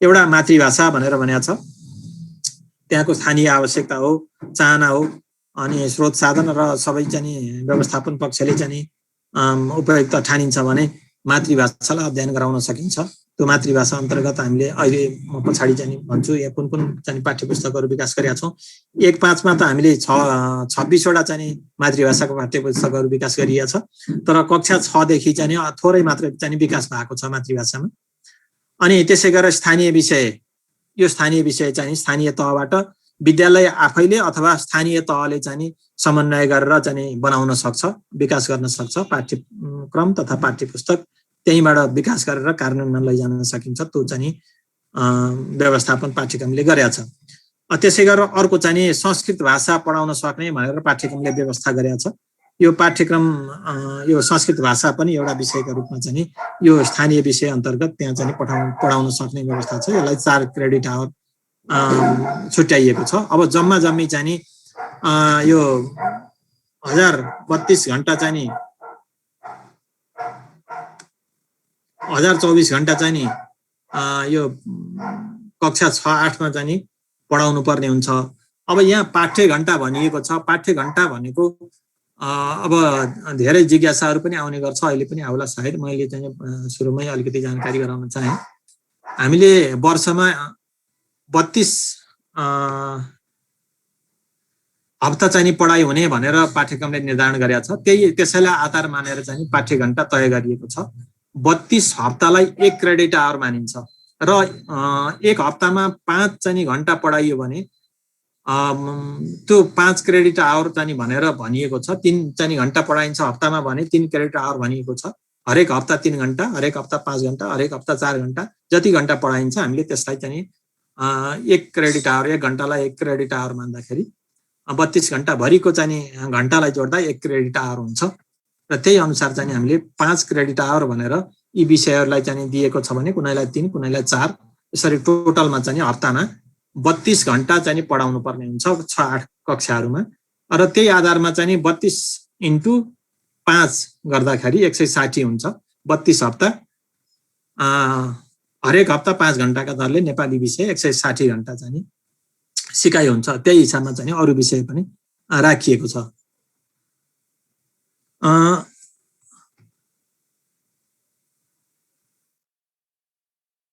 अब त्यसै कारण ताका कुरा गर्यौं हामी अलिकति सक्षमता पनि थाहा पाउनु पर्ने हुन्छ हामीले यो पाठ्यक्रमले के कस्ता किसिमका सक्षमताहरू चाहिँ हासिल गराउने गरी चाहिँ यसको व्यवस्थापन गरेको छ त्यो सक्षमता थाहा पायौं भने भोलि हामी चाहिँ इन्टेन्डेड करिकुलम मात्रै नभएर हाम्रो चाहिँ दायित्व इम्प्लिमेन्टेड करिकुलमको दायित्व पनि हामी शिक्षक साथीहरु मुख्य गरेर इम्प्लिमेन्टेड करिकुलमको दायित्व शिक्षक साथीहरुको काँधमा छ त्यो चाहिँ इम्प्लिमेन्टेड करिकुलम कक्षा कोठामा हुने हाम्रा चाहिँ प्रक्रिया व्यवहार त्यही प्रोसेसले चाहिँ निर्धारण गर्छ त्यसकारणले त्यो पाटो यो सक्षमता थाहा पाउन सकियो भने त्यो पाटोमा पनि हामी चाहिँ करिकुलम ओरिएन्टेड भएर हाम्रा गतिविधि हाम्रा प्रक्रियाहरू हाम्रा क्रियाकलापहरू हाम्रा सामग्रीहरू हाम्रा परिवेशहरू सिर्जना गर्न सक्छौं त्यसकारणले यो पक्ष पनि थाहा पाउनुपर्छ भन्ने लाग्छ आधारभूत शिक्षा कक्षा 6 का सक्षमता अनुसार देय बमोजिम हुनेछन् भनेर भनिएको छ देशप्रेम एवं राष्ट्रिय एकताको भावनाको विकास अनि लोकतान्त्रिक मूल्य मान्यता र संस्कारको विकास र विविधताप्रति सम्मान भाषिक तथा सञ्चार सिपको विकास र व्यावहारिक सृजनात्मक एवं सान्दर्भिक प्रयोग, सूचना र विचारहरूको आदान प्रदान, विश्लेषण तथा सूचना प्रविधिको समुचित प्रयोग, तार्किक तथा व्यावहारिक गणितीय ज्ञान, सिप र अभिवृत्तिको विकास र प्रयोग, वैज्ञानिक अवधारणा, तथ्य, सिद्धान्त र नियमप्रतिको जिज्ञासा एवं बोध र व्यावहारिक जीवनमा प्रयोग, नैतिकता, अनुशासन, सदाचार, स्वावलम्बन जस्ता सामाजिक र मानव मूल्य, मान्यता एवं नागरिक चारित्रिक र नागरिक गुणको विकास, जनसङ्ख्या, वातावरण संरक्षण र दिगो विकास बीचको अन्तर सम्बन्धको बोध एवं व्यवस्थापनमा सहयोग, शारीरिक तन्दुरुस्ती, स्वस्थकर जीवनशैली र जीवनोपयोगी सिप विकास र स्थानीय र आधुनिक पेशा, व्यवसाय र प्रविधि तथा श्रमप्रति सम्मान तथा व्यवहार कुशल सिप चाहिँ विकास। अनि नेपाली कला, साहित्य र संस्कृतिको संरक्षण तथा सम्वर्धन एवं सृजनशीलताको प्रयोग, राष्ट्रिय तथा अन्तर्राष्ट्रिय सामाजिक तथा भौगोलिक परिवेशसँग परिचित भई विविधता, सद्भाव र सहअस्तित्व बोध र स्वीकार, दैनिक जीवनमा आइपर्ने व्यावहारिक समस्याहरूको पहिचान, विश्लेषण तथा समाधान भनेर यसरी 13 वटा चाहिँ सक्षमताहरू चाहिँ कक्षा 6 देखि 8 सम्म पढ्दाखेरि हाम्रा बालबालिकाहरूमा यी कुराहरू, यी पक्षका यहाँ कम्पिटेन्सी हेर्ने हो भने हामी विविध पक्षका कम्पिटेन्सीहरू चाहिँ यहाँ समेटिएको छ। त्यसकारणले हाम्रा जसरी चाहिँ विषयमा विविधता ल्याइएछ अनि विषयभित्रका चाहिँ विषयवस्तुको सङ्गठनमा पनि विविधता ल्याइएछ, यी चाहिँ विविध कम्पिटेन्सीहरू उपलब्धि चाहिँ अथवा हासिल गर्ने किसिमबाट चाहिँ ती कुराहरूलाई पाठ्यक्रमले तयार गरेका छ। इन्टेन्डेड करिकुलम भित्रका कुराहरू चाहिँ छन् भने अब इम्प्लिमेन्टेड करिकुलममा पनि हामीले चाहिँ गर्ने प्रक्रियाहरू, हाम्रा चाहिँ आचरण, हाम्रा चाहिँ कार्यशैली, हाम्रा चाहिँ सञ्चार चाहिँ हाम्रा सामग्री, हाम्रो परिवेश पनि यी कुराहरूलाई चाहिँ सम्बोधन गर्ने किसिमबाट चाहिँ अगाडि बढ्नुपर्छ विद्यालय तहमा, कक्षा कोठामा, समुदायमा भन्ने कुरा चाहिँ हामीले बुझ्नु जरुरी छ। त्यसकारणले मैले यो कम्पिटेन्सी पढेरै सुनाएँ यहाँहरूलाई। अब यहाँहरूले पक्कै हेर्नुहुन्छ, अध्ययन गर्नुहुन्छ, पाठ्यक्रम यहाँहरू धेरैको हातमा पुगिसकेको छ, हाम्रो वेबसाइटमा छ। र अब सक्षमताको हिसाबले अघि चाहिँ नि यो समग्र चाहिँ 6-8 आधारभूत तह 6-8 को सक्षमता हो, 13 वटा सक्षमता। अब त्यसै गरी चाहिँ हरेक विषय क्षेत्रको चाहिँ सक्षमता निर्धारण गरिएको छ। 6-8 विषय कक्षाका चाहिँ विषयगत सक्षमताहरू छन्। यी विषयगत सक्षमताहरू हासिल हुँदै जाँदाखेरि माथि जुन किसिमबाट चाहिँ सक्षमता निर्धारण भएको छ त्यसैलाई चाहिँ हामी हासिल गर्न सक्छौँ भन्ने हो। त्यसै गरेर नेपालीमा 10 वटा सक्षमताहरू निर्धारित छन्, अङ्ग्रेजीमा 5 वटा छन्, गणितमा 8 वटा छन्, विज्ञान तथा प्रविधिमा 9 वटा छन्, सामाजिक अध्ययन तथा मानव मूल्य शिक्षामा 14 वटा छन्, स्वास्थ्य शारीरिक तथा सृजनात्मक कलामा 13 वटा चाहिँ सक्षमताहरू निर्धारण गरेका छ यो पाठ्यक्रमले। र यो के छ भन्ने कुरा चाहिँ यो अलि लामो हुने भावनाले मैले यहाँ राखिनँ, खाली संख्यात्मक हिसाबले यहाँलाई जानकारी गराएँ। अब अध्ययन गर्नुपर्ने यहाँहरूले चाहिँ जुन जुन विषय यहाँहरूले अध्यापन गराउनुहुन्छ त्यो आफ्नो विषयमा र सिकाइलाई एकीकृत गर्ने सन्दर्भमा अरू विषयका पनि त्यस्ता कम्पिटेन्सीहरू थाहा पाउनुपर्ने हुन्छ हामीले। त्यो यहाँहरूले अध्ययन गर्नुहुन्छ भन्ने विश्वास लिएँ। र स्थानीय विषयका कुराहरू चाहिँ अब स्थानीय तहमा नै हामी विकास गर्ने भावनाले अथवा त्यो बाहेक पनि हामीले चाहिँ यहाँ बनाएका कुराहरूलाई पनि पढाउन सक्छौँ, पठन पाठन गराउन सक्छौँ। स्थानीय तहको समन्वयमा विद्यालयले चाहिँ पठन पाठन गराउन सक्छ अथवा स्थानीय तहमै हामी चाहिँ छुट्टै विषय विकास गर्छौँ भन्ने हो भने पनि त्यो चाहिँ निर्देशिका तयार गरेर निर्देशिकाले के कस्ता विषयवस्तुहरू चाहिँ राख्न सकिने, के कस्ता प्रक्रियाबाट चाहिँ पाठ्यक्रम पाठ्यपुस्तक विकास गर्न सकिने भन्ने कुराहरू चाहिँ यो स्पष्ट रूपमा चाहिँ विस्तृत रूपमा उल्लेख गरेर पाठ्यक्रम विकास केन्द्रले चाहिँ वेबसाइटमा उपलब्ध गराएको छ। छापेर चाहिँ वितरण पनि गरेको अवस्था छ। विद्यालयमा चाहिँ छपाई प्रति नपुगेको हुनसक्छ। अहिलेको प्रविधिको चाहिँ जमाना छ, यहाँहरूले लिन सक्नुहुन्छ पाठ्यक्रम विकास केन्द्रको वेबसाइटबाट। अनि अब त्यो विषयगत सिकाइ के अरे सक्षमता 6-8 को समग्रमा रहन्छ भने अब सिकाइ उपलब्धि विषयगत रूपमा चाहिँ विषयको प्रकृति अनुसार कक्षागत रूपमा तयार गरिएको छ। अब त्यसलाई फेरि कक्षागत रूपमा चाहिँ के कुन तहमा सिकाउने, कति कुरा सिकाउने भन्ने कुरा सिकाइ उपलब्धि निर्धारण गर्छ। अब त्यो सिकाइ उपलब्धि हासिल गराउँदै लगेपछि त्यो विषयको सक्षमता हासिल हुन्छ। सबै विषयको सक्षमता हासिल हुँदा तहगत सक्षमता हासिल हुन्छ भन्ने चाहिँ यो मान्यता राख्छ। र यहाँ मैले नोटमा चाहिँ यो स्थानीय विषयका कुरा चाहिँ जानकारी गराउन चाहे। यहाँ यो ठुलो समूह यहाँ जोडिनु भएको छ।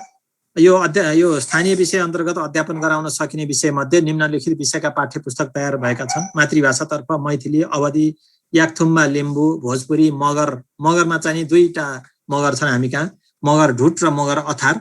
मगर ढुटको 5 सम्मको तयार भएको छ भने मगर अथारको चाहिँ 6, अहिले 7 कक्षाको पनि तयार हुँदैछ, 6 सम्म तयार भइसकेको अवस्था छ। त्यसै गरेर कुलुङको चाहिँ यो मातृभाषातर्फ यसरी यी विषयहरूको कक्षा 6 सम्मको चाहिँ पाठ्यपुस्तक हामीसँग उपलब्ध छ। यो चाहिँ पढाउन चाहने विद्यालयहरूको लागि यो उपलब्ध गराउन सकिन्छ। त्यसै गरेर संस्कृत भाषा अस्माकं संस्कृत भनेर यो पाठ्यपुस्तक पनि तयार भएको छ। यो सबै चाहिँ हाम्रो वेबसाइटमा उपलब्ध छ। अब अहिलेको यो एनसीएफ राष्ट्रिय पाठ्यक्रम प्रारूपले र पाठ्यक्रमले चाहिँ केही व्यवस्था गरेको छ। शिक्षाको माध्यम के हुने भन्ने सन्दर्भमा यो मार्गदर्शन गरेको अवस्था छ। आधारभूत तह कक्षा 8मा शिक्षणको माध्यम भाषा सामान्यतया मातृभाषा, बहुभाषा वा नेपाली भाषा हुनेछ भनेर चाहिँ तय गरेको छ। तर द्याएको अवस्थामा विद्यालयमा शिक्षाको माध्यम द्याय बमोजिम हुनेछ भनेर व्यवस्था गरेको कुराहरू चाहिँ यहाँहरूलाई जानकारी गराउन चाहे। भाषा विषय अध्ययन गराउँदा शिक्षाको माध्यम सोही भाषा हुनेछ। जुन भाषा नेपाली भाषा हो भने नेपालीमा, मातृभाषा हो भने त्यही सम्बन्धित मातृभाषा, अङ्ग्रेजी हो भने अङ्ग्रेजी नै चाहिँ माध्यम भाषा चाहिँ हुने भयो, संस्कृत हो भने संस्कृत नै माध्यम भाषा हुने भयो। त्यसरी चाहिँ सम्बन्धित भाषा विषय पढाउँदा सम्बन्धित भाषा नै चाहिँ माध्यम भाषा हुने भयो। गणित र विज्ञान तथा प्रविधि विषयको पठन पाठनको माध्यम भाषा अङ्ग्रेजी पनि हुन सक्ने छ। यहाँ पनि भनिएको छ। यो चाहिँ यी विषयहरू नेपालीमा पनि पढाउन सकिन्छ, तर अङ्ग्रेजी माध्यममा पनि पढाउन चाहने विद्यालयहरू, पढ्न चाहने विद्यार्थीहरू अङ्ग्रेजी माध्यममा पनि पढ्न सक्छन्। गणित विज्ञान जस्ता विषयहरू, स्वास्थ्य शारीरिक जस्ता विषयहरू चाहिँ अङ्ग्रेजी माध्यममा पनि पढ्न सक्छन्। तर सामाजिक अध्ययन तथा मानव मूल्य शिक्षा, नैतिक शिक्षा जस्ता विषयहरू नेपाली भाषामा नै पढाउनु पर्नेछ भनेर यसरी चाहिँ स्पष्ट व्यवस्था गरेको छ अहिलेको एनसीएफले। हामी चाहिँ अब अहिले त्यही रूपमा कार्यान्वयनमा जाँदैछौँ, कार्यान्वयन गरिरहेका छौँ र यहाँहरूलाई चाहिँ निवेदन पनि गर्न चाहन्छु। पाठ्यक्रम विकास केन्द्रले अहिले नयाँ यो परिवर्तित पाठ्यक्रम अनुसारको चाहिँ पाठ्य सामग्री, थप सन्दर्भ सामग्रीहरू चाहिँ लाई अनुमति दिने क्रममा यो सामाजिक अध्ययन तथा मानव मूल्य शिक्षाको कुनै पनि कक्षाको अहिले नयाँ भनेको 1, 2, 3, 6, 11, 12 हो, त्यो कुनै पनि कक्षाको अङ्ग्रेजी माध्यमको पाठ्यपुस्तक अथवा पाठ्य सामग्रीलाई अनुमति दिएको छैन। त्यसकारणले हामीले विद्यालयमा यो लगाउन सक्दैनौँ। अनुमति प्राप्त नगरेको पाठ्यपुस्तक चाहिँ विद्यालयमा लागू हुँदैन। त्यो कुराहरू चाहिँ सबैतिर चाहिँ सम्प्रेषण चाहिँ गर्नु होला यहाँहरूले पनि, आफ्नो विद्यालयदेखि लिएर सबैतिर। र गैर नेपाली नागरिकहरूले नेपालका विद्यालयमा अध्ययन गर्दा नेपाली विषयको सट्टा अन्य कुनै भाषाको विषय अध्ययन गर्न सक्ने र अन्य विषयको हकमा विषय अङ्ग्रेजी वा रोजेको माध्यममा पठन पाठन गर्ने व्यवस्था मिलाउन सकिनेछ। यो चाहिँ विदेशी विद्यार्थीहरूको लागि पनि उनीहरूको अनुकूलको भाषा चाहिँ प्रयोग गर्न सक्ने व्यवस्था हाम्रो चाहिँ एनसीएफले गरिदिएको छ। यहाँ आएर पढ्ने विदेशीहरू पनि छ, त्यस्ताको लागि पनि व्यवस्थापन गर्नुपर्ने हुन्छ। त्यो चाहिँ व्यवस्था भएको छ। अब हामी पाठ्यक्रमकै अङ्गभित्र पाठ्यक्रमकै स्वरूपमा चाहिँ कुरा गरिरहेका छौँ। हामीले सक्षमताका कुरा गऱ्यौँ, अनि विषयगत सक्षमता, समष्टिगत सक्षमता, अनि सिकाइ उपलब्धिका कुरा गऱ्यौँ। अनि यो अब विषय, त्यो सक्षमतालाई हासिल गर्ने भनेको विषयवस्तु हो। विषयवस्तुको सङ्गठन कसरी गरिएको छ, संयोजन कसरी गरिएको छ, व्यवस्थापन कसरी गरिएको छ, त्यसको ढाँचा के छ भन्ने कुरा पनि हामीले थाहा पाउनुपर्छ।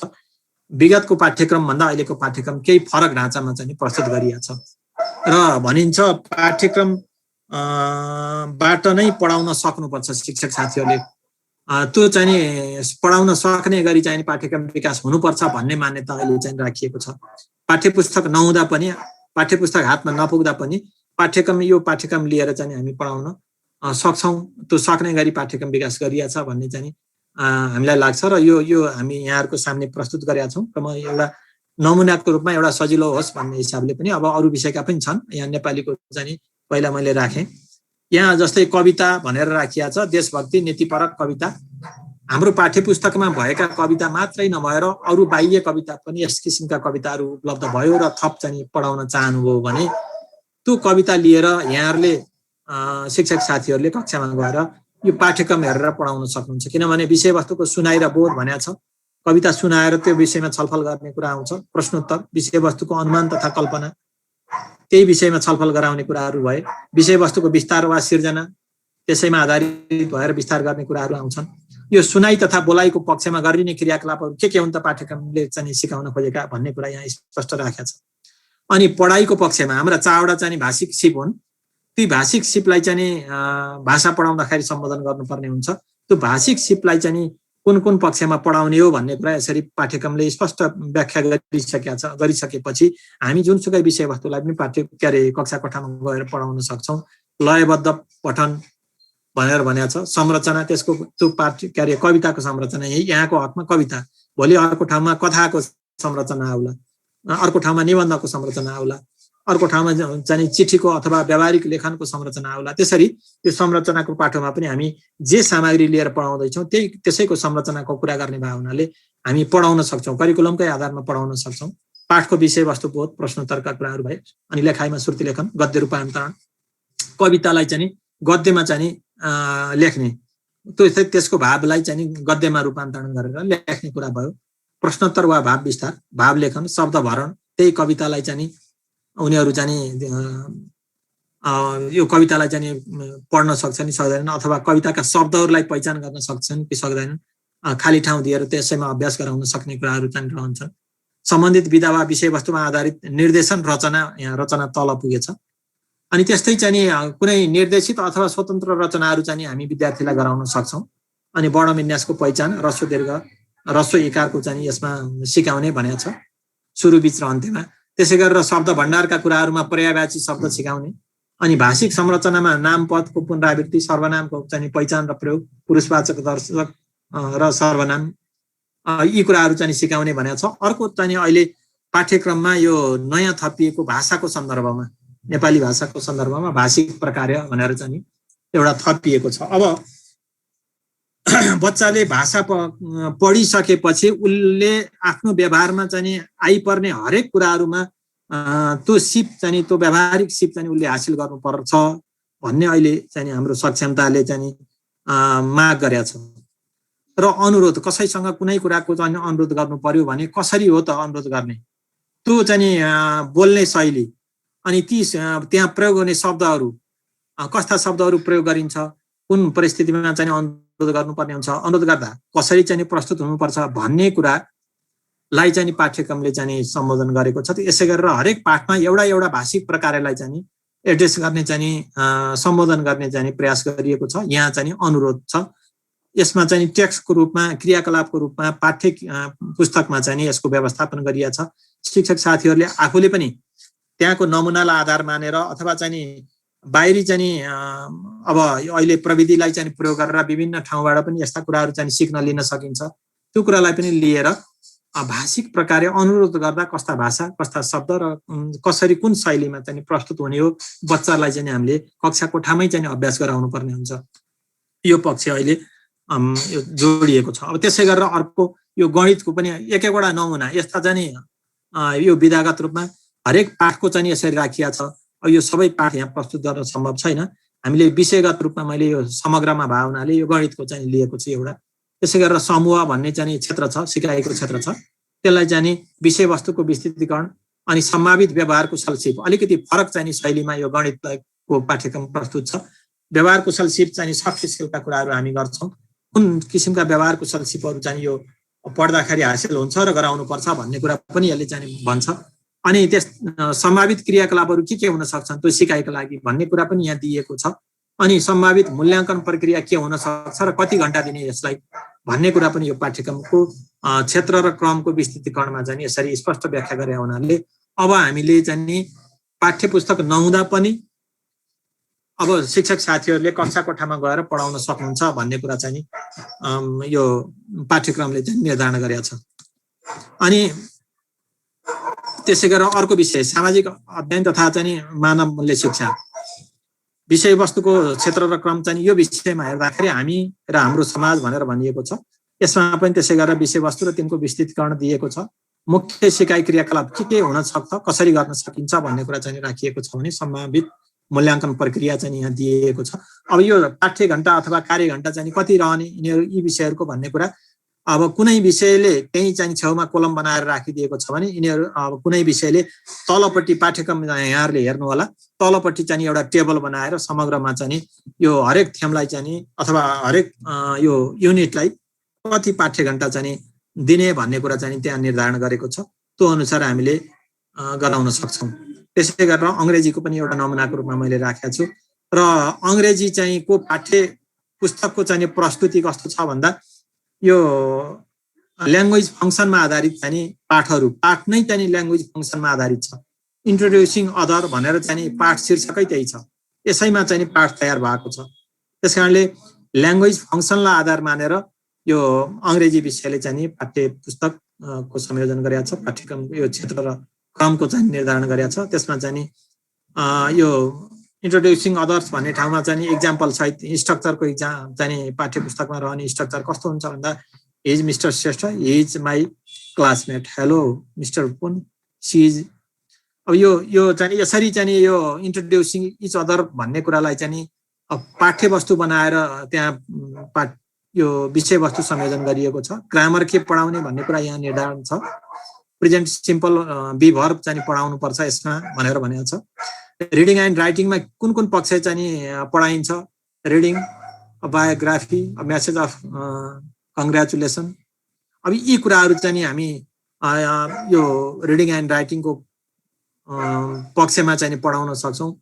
अब यसको लागि चाहिँ 6 घण्टा निर्धारण गरिएको छ। त्यसकारणले अब यो भइसकेपछि खालि पाठ्य पुस्तकलाई नै चाहिँ आधार मानेर पढाउनु पर्छ भन्ने मान्यता यसले राख्दैन पाठ्यक्रमले। हामीले चाहिँ यी विषयवस्तुहरू अन्य ठाउँबाट पनि लिएर पाठ्य पुस्तक नहुँदाको चरणमा पनि हामी चाहिँ कक्षा कोठामा जान सक्छौँ, सिकाइ चाहिँ क्रियाकलापलाई अगाडि बढाउन सक्छौँ। यो विषय क्षेत्र र क्रम अहिले चाहिँ यसरी निर्धारण गरिएको छ पाठ्यक्रममा। अब मूल्याङ्कनको पाटो पनि थाहा पाउनुपर्ने हुन्छ। हामी यो सक्षमता अनि त्यसका सिकाइ उपलब्धि अनि त्यसको चाहिँ विषय क्षेत्र र क्रमको कुरा थाहा पायौँ। अनि त्यसै गरेर मूल्याङ्कन कसरी गर्ने त, महत्त्वपूर्ण पक्ष भनेकै मूल्याङ्कन हो सिकाइमा। र अहिले त मैले अघि सुरुमा निवेदन पनि गरेँ, मूल्याङ्कन एसेसमेन्ट एज लर्निङ भन्ने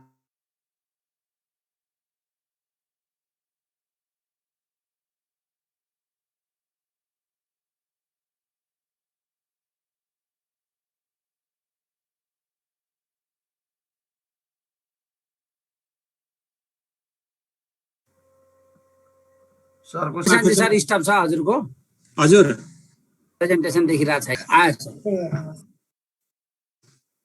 छ। हामी मूल्याङ्कनको पाटोमा कुरा गरिरहेका थियौँ। अब यो पाठ्यक्रममा मूल्याङ्कनको पाटो सबैभन्दा महत्त्वपूर्ण हो र अहिले सिकाइको क्रममा चाहिँ सबभन्दा महत्त्वपूर्ण पक्ष मूल्याङ्कनै हो। र अहिलेको सिद्धान्त, सिकाइको सिद्धान्तलाई हेर्ने भने पनि अघि मैले अनुरोध गरेँ, एसेसमेन्ट एज लर्निङ भनेर जुन हामी पछिल्लो अवधारणा मूल्याङ्कनको अवधारणा चाहिँ कार्यान्वयनमा ल्याएका छौँ, प्रयोगमा ल्याएका छौँ, त्यो पक्षलाई चाहिँ हेर्दाखेरि हाम्रो 50% चाहिँ आन्तरिक र 50% बाह्य जुन कुरा गरिरहेछौँ, त्यो 50% आन्तरिक मूल्याङ्कन भनेको एसेसमेन्ट एज लर्निङमा आधारित चाहिँ छ। हामी चाहिँ मूल्याङ्कनका क्रियाकलाप, सिकाइकै लागि मूल्याङ्कनका क्रियाकलापहरू गर्छौँ। त्यसकारणले यो पाटो थाहा पाउनुपर्ने हुन्छ र के कस्ता क्रियाकलापहरू हामी गर्छौँ भन्ने कुरा चाहिँ पाठ्यक्रमले चाहिँ बोलेको छ। यहाँ संक्षिप्तमा मैले चाहिँ केही कुराहरू राखेको छु। आन्तरिक मूल्याङ्कन को मुख्य उद्देश्य विद्यार्थीहरूको सिकाइ स्तरमा सुधार गर्नु हो। यसका लागि शिक्षकले विद्यार्थीको व्यक्तिगत सिकाइ उपलब्धिका आधारमा पटक पटक सिकाइ अवसर प्रदान गर्नुपर्नेछ।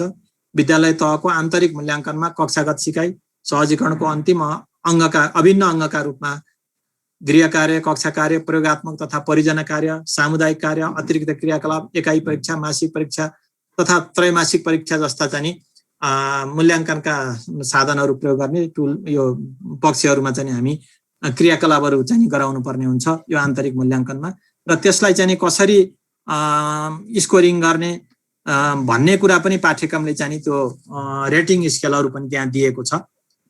त्यो कुराहरू पनि हजुर हजुर सर यो मासिक तथा त्रैमासिक परीक्षा भने सर यो मासिक अलग त्रैमासिक अलग दुईटा अलग अलग गणना गर्ने कि सर एउटैमा गणना गर्ने? यो आन्तरिक परीक्षाको रूपमा हजुरले चाहिँ मासिक परीक्षा लिएर युनिट वाइज चाहिँ परीक्षा लिन सक्नुहुन्छ, मासिक परीक्षा लिन सक्नुहुन्छ। त्यो बाटो खोलिएको मात्रै हो। यसलाई यस्तो सर, तर- गृह कार्य एउटा, कक्षा कार्य दुईटा, प्रयोगात्मक तथा परियोजना कार्यलाई 3-4 वटा गर्ने कि एउटै गर्ने सर? यो अलग अलग चाहिँ रूपमा चाहिँ लिन सकिन्छ हामी मूल्याङ्कन गर्दाखेरि। अलग अलग रूपमा चाहिँ 7 वटा भयो कि 9 वटा भयो सर? यो टुल्स त हामी यति मात्रै होइन सर, अरू पनि तपाईले अब्जर्भेसनबाट उसले गरेका क्रियाकलापको अब्जर्भेसन भयो, उसले चाहिँ के अरे क्रियाकलापमा जनाएको सहभागिता भयो, यो तल चाहिँ यो तलका कुराहरू मैले चाहिँ यहाँ लेखिन्न, खालि उदाहरणका रूपमा केही कुराहरू एड्रेस गरेको छु। सरहरूले पाठ्यक्रममा हेर्नुभयो भने त्यो कुरा चाहिँ थाहा पाउनुहुन्छ। यो यतिवटा भन्ने हुँदैन सर, यो आन्तरिक चाहिँ मूल्याङ्कनको लागि यतिवटै टुल्स प्रयोग गर्ने भनेर पाठ्यक्रमले त्यसरी निश्चित गरेका छैन। यहाँहरूको अनुकूलता, यहाँहरूको चाहिँ अवस्था अनुसार जति पनि टुल्सहरू हामी प्रयोग गरेर उनीहरूलाई त्यो आधारमा क्रियाकलाप गराउन सकिन्छ। यी टुल्सहरू पाठ्यक्रमले निर्धारण गरेका होइनन् सर? हो, यो पाठ्यक्रममै चाहिँ उल्लेख भएका कुराहरू हुन्। यति मात्र होइन, योभन्दा अरू पनि छन्। मैले खालि एउटा उदाहरणको रूपमा, नमुनाको रूपमा यति मात्रै मैले चाहिँ यहाँ लिएको क्लिप लिएको हुँ। अब त्यसै गरेर बाह्य मूल्याङ्कनको कुरा हामी 50% आन्तरिक र 50% बाह्यका कुरा गर्छौँ। यो बाह्य मूल्याङ्कनको लागि विषयगत पाठ्यक्रममा तोकिए अनुसारको भारको बाह्य परीक्षा हुनेछ भनेको छ। अब विषय तोकिएको भार भनेको 50% हो बाह्य मूल्याङ्कनको लागि। त्यसै गरेर सैद्धान्तिक पक्षको मूल्याङ्कनका लागि विशेषीकरण तालिका निर्माण गरिनेछ। अब बाह्य पक्षको मूल्याङ्कनको लागि चाहिँ विशेषीकरण तालिका तयार चाहिँ पाठ्यक्रमले गरेको छ। त्यो चाहिँ अहिले यहाँहरूले पाठ्यक्रममा हेर्नुभयो भने अङ्ग्रेजीको र नेपालीको चाहिँ विशेषीकरण तालिका यो पाठ्यक्रमभित्रै समावेश भएको रहेछ। हामीले चाहिँ त्यसलाई छुट्टै मोडल क्वेसन सहित चाहिँ राख्ने भनेका थियौँ। त्यो दुईटा यहीँ चाहिँ समावेश भएको छ, तर अरू विषयका पनि बनेका छन्। त्यो चाहिँ सायद अब 1 हप्ता 10 दिनभित्र यहाँहरूले वेबसाइटमा प्राप्त गर्न सक्नुहुन्छ। मोडल क्वेसन सहित सबै विषयका चाहिँ विशेषीकरण तालिकाहरू चाहिँ यहाँहरूले हेर्न सक्नुहुन्छ। त्यो अनुसार हामीले बाह्य परीक्षाको चाहिँ आधार हो विशेषीकरण तालिका भनेको। त्यसै गरेर सैद्धान्तिक मूल्याङ्कनका लागि 50% भार हुने विषयमा 2 घण्टा समय निर्धारण गरिने भनेर। अब फेरि चाहिँ बाह्य परीक्षा हामी गर्दाखेरि त्यसको समय कति हो त? अब हाम्रो पुरानो चाहिँ अभ्यास, पुरानो परम्परा चाहिँ हेर्ने हो भने 3 घण्टा समयलाई चाहिँ के अरे 100 पूर्णाङ्क भनेर 3 घण्टा दिने, 75लाई चाहिँ 2.5 घण्टा दिने, अनि 50लाई चाहिँ 1.5 घण्टा दिने, यस्ता चाहिँ प्रचलनहरू थियो भने त्यो दुविधा नहोस् भन्ने किसिमले पाठ्यक्रमले स्पष्ट गरिदिएको छ। अब हामी चाहिँ 2 घण्टा, अब 50% हाम्रो मूल्याङ्कनको भार हुन्छ भने त्यसलाई 2 घण्टा समय हाम्रो निर्धारित छ। अनि परीक्षामा विशेष सिकाइ आवश्यकता भएका विद्यार्थीहरूलाई केही खास विषयहरूमा अरू साधारण विद्यार्थीहरूलाई दिइने प्रश्नभन्दा अलग प्रश्न बनाई मूल्याङ्कन गर्नुपर्ने, विशेष आवश्यकता भएका विद्यार्थीका लागि परीक्षाको समय थप गर्न सकिने। यो अन्तिम परीक्षामा मात्रै होइन, यो चाहिँ विशेष आवश्यकता भएका विद्यार्थीहरू अथवा भिन्न क्षमता भएका विद्यार्थीहरू हाम्रा विद्यालयमा थुप्रै चाहिँ विद्यार्थीहरू छन्। सुस्थ श्रवण, सुस्थ चाहिँ के अरे यो दृष्टिविहीन यस्ता बच्चाहरू चाहिँ, अनि यो बौद्धिक अपाङ्गता भएका बच्चाहरू हाम्रा विद्यालयहरूमा छन्। उनीहरूको लागि हाम्रो एउटै चाहिँ शैली, एउटै चाहिँ विधिले चाहिँ उनीहरूको आवश्यकता सम्बोधन हुँदैन। त्यसकारणले हामीले पढाउँदा पनि सिकाउँदा पनि हामीले अलिकति चाहिँ हेर र भन भन्ने ठाउँमा त्यहाँ चाहिँ दृष्टिविहीन बच्चा रहेछ भने अब उहाँलाई चाहिँ त्यही निर्देशनलाई अलिकति चाहिँ मोडिफाई गरेर शिक्षक साथीहरूले भन्नुपर्ने हुन्छ। त्यहाँ चाहिँ सुन र भन भन्नुपर्ने हुन्छ। उहाँहरूलाई सुनाइदियो भने उनीहरू भन्न सक्छन्। अनि चाहिँ अब सुस्थ श्रवणका रहेछन् भने सुन र भन भनेको ठाउँमा हेर र भन भन्नुपर्ने हुन्छ। त्यो परिस्थिति अनुसार चाहिँ अलिकति मोडालिटीमा, आफ्ना क्रियाकलापहरूमा त्यस्ता बच्चाहरूको भएको ठाउँमा हामीले हाम्रा क्रियाकलाप, हाम्रा निर्देशन, हाम्रा गतिविधिलाई पनि फरक ढङ्गबाट प्रस्तुत गर्नुपर्ने हुन्छ सिकाइको चरणमा। भने यो मूल्याङ्कन गर्दा पनि उनीहरूको चाहिँ एउटै चाहिँ साधनबाट मूल्याङ्कन गर्यो भने त्यो चाहिँ पक्कै पनि अन्याय हुन्छ। त्यसकारणले उनीहरूले गर्न सक्ने चाहिँ साधन, बुझ्न सक्ने साधन चाहिँ प्रयोग गरेर मूल्याङ्कन गर्नुपर्ने हुन्छ। त्यो पाटोलाई चाहिँ पाठ्यक्रमले चाहिँ सम्बोधन गरेको छ। यसरी गर्ने भनेर चाहिँ अलिकति निर्देशन पनि गरेको छ। त्यो मोडल क्वेसनहरूमा पनि यहाँहरूले भोलि चाहिँ हेर्दाखेरि देख्न पाउनुहुन्छ। अलिकति मोडिफाई केही प्रश्नहरूलाई चाहिँ यसरी राख्ने अनि निर्देशनहरू यसरी राख्ने भनेर चाहिँ त्यसरी व्यवस्था गरिएको अवस्था छ। अनि विद्यार्थीको स्तर निर्धारण अक्षराङ्कन पद्धतिमा गरिनेछ। यो चाहिँ यहाँहरूलाई विदितै भएको कुराहरू हो। र अब आन्तरिक मूल्याङ्कनको फर्मेट चाहिँ के हुन्छ त भन्दा यो भाषाको पक्षमा चाहिँ अङ्ग्रेजी र नेपालीको यहाँ छ। 4वटा चाहिँ उसमा ब्रेकडाउन गरिएको छ। यो 50 पूर्णाङ्कलाई पार्टिसिपेसन भनेर भनेको छ। पार्टिसिपेसन एउटा एटेन्डेन्सको रूपमा 2 अङ्क, अङ्ग्रेजीमा चाहिँ 2 अङ्क भनेर भनिएको छ भने त्यो नेपालीमा पनि त्यो हो। अनि पर्फर्मेन्स त्यो एक्टिभिटीमा चाहिँ पार्टिसिपेसन कस्तो छ, कक्षा कार्यमा उसको चाहिँ प्रश्नोत्तरमा, छलफलमा चाहिँ समूह कार्यमा, यस्ता कुराहरूलाई पनि उसको चाहिँ सिकाइको क्रममा हुने पार्टिसिपेसन र कक्षा कक्षामा हुने उपस्थितिलाई 2-2 अङ्कको हिसाबले चाहिँ 4 अङ्क भनेर यसरी विभाजन गरेको छ। अनि रिडिङ एन्ड राइटिङ स्किल अब यो को मूल्याङ्कनको लागि 16% चाहिँ निर्धारण गरेको छ। त्यसमा चाहिँ 50 रिडिङ, 50% चाहिँ राइटिङको लागि चाहिँ प्रयोग गर्नुपर्ने हुन्छ, आधार मान्नुपर्ने हुन्छ। अब त्यसै गरेर लिसनिङ स्पिकिङमा चाहिँ 20 अङ्क निर्धारण गरेको छ अङ्ग्रेजीमा। यो यसमा पनि 50-50 हो र टर्मिनल टेस्ट चाहिँ लाई आधार मानेर 10 अङ्क पहिलो त्रैमासिक, यो अन्तिम चाहिँ परीक्षाको हकमा चाहिँ लागू हुने सिट हो। यो पहिलो र दोस्रोलाई 5-5 चाहिँ अङ्क दिने त्यो टर्मिनल एक्जामको पनि भ्यालु चाहिँ अन्तिममा गएर जोड्ने व्यवस्था गरेको छ यो मूल्याङ्कनको परिपाटीमा। त्यसै गरेर नेपालीको पनि त्यही किसिमको छ, तर एउटा चाहिँ फरक के छ भने अङ्ग्रेजीमा रिडिङ एन्ड राइटिङलाई 16 छ भने नेपालीमा सुनाइ तथा बोलाइलाई चाहिँ 16 छ। किन भन्दा अङ्ग्रेजी दोस्रो भाषा हो, नेपाली चाहिँ पहिलो भाषाको रूपमा चाहिँ रहेको हुनाले उनीहरूले धेरै सुनाइ बोलाइ हरेक क्रियाकलाप अङ्ग्रेजी नेपालीमै हुन्छ। उनीहरूलाई चाहिँ पढाइ लेखाइमा चाहिँ बढी प्रयोगमा आउँछ नेपाली भाषा भने, बोलाइ अङ्ग्रेजी चाहिँ बोलीचालीको भाषामा प्रयोग गर्ने हो। हामी साहित्य सिर्जना गर्ने अथवा सरकारी अभिलेख डकुमेन्ट चाहिँ व्यवस्थापन गर्ने अङ्ग्रेजीमा गर्दैनौँ। त्यस कारणले लिसनिङ स्पिकिङमा चाहिँ बढी चाहिँ फोकस गरेको छ माथिल्लोमा, तल्लोमा चाहिँ रिडिङ राइटिङमा फोकस गरेको छ र चाहिँ त्रैमासिकको व्यवस्था दुईटैमा गरिएको छ। त्यसै गरेर गणित तथा सामाजिकमा चाहिँ 3वटा चाहिँ पक्षमा मात्रै चाहिँ ब्रेकडाउन गरेको छ यो अङ्कलाई, 50 अङ्कलाई। अब सहभागिता तथा सक्रियता, कक्षामा उपस्थिति, कक्षा कार्य, यो सबै कुराहरूमा त्यसमा पनि 2-2 को हिसाबले चाहिँ हामी सहभागितालाई चाहिँ नम्बर ब्रेकडाउन गर्न सक्छौँ। यसमा चाहिँ सिकाइको प्रोसेसमा भएको सहभागितालाई 2, कक्षा कोठाको उपस्थितिलाई चाहिँ 2 भन्ने हिसाबले चाहिँ राखिएको छ। नियमितता पनि होस्, नियमितता भए मात्रै सिकाइमा सहभागी हुन सक्छ भन्ने मान्यता हो यो। त्यसकारण नियमितताको लागि पनि यसले जोड दिएको छ। अनि प्रयोगात्मक र परियोजना कार्य, अब भाषामा सुनाइ बोलाइ हुन्थ्यो भने यहाँ चाहिँ गणित तथा सामाजिकमा त्यो पक्ष नहुने भावनाले यसमा प्रयोगात्मक र परियोजना कार्यहरू हुन्छ मूल्याङ्कनको पक्षमा। त्यसलाई चाहिँ 36 अङ्क दिएको छ। 36 अङ्कलाई पनि कसरी चाहिँ नम्बरिङ गर्ने, ब्रेकडाउन गर्ने, त्यो कुन कुन पक्षमा कति नम्बर दिने भन्ने कुरा चाहिँ करिकुलम हेर्नु होला यहाँहरूले, मैले त्यो सबै डिटेल यहाँ राखिनँ। त्यो ब्रेकडाउन पनि चाहिँ हाम्रो पाठ्यक्रमले गरेको छ। अनि त्यसै गरेर त्रैमासिक परीक्षाको सम्बोधन यहाँ पनि भएको छ। यसरी हाम्रा विषयहरूमा यो व्यवस्थापन भएको छ। अब आन्तरिक मूल्याङ्कनको पक्षलाई हेर्दाखेरि आन्तरिक मूल्याङ्कनको जुन हामीले भन्यौँ नि रिडिङ राइटिङ लिसनिङ स्पिकिङका कुराहरू, अब त्यसको मूल्याङ्कनका चाहिँ आधारहरू पनि तयार गरेको छ।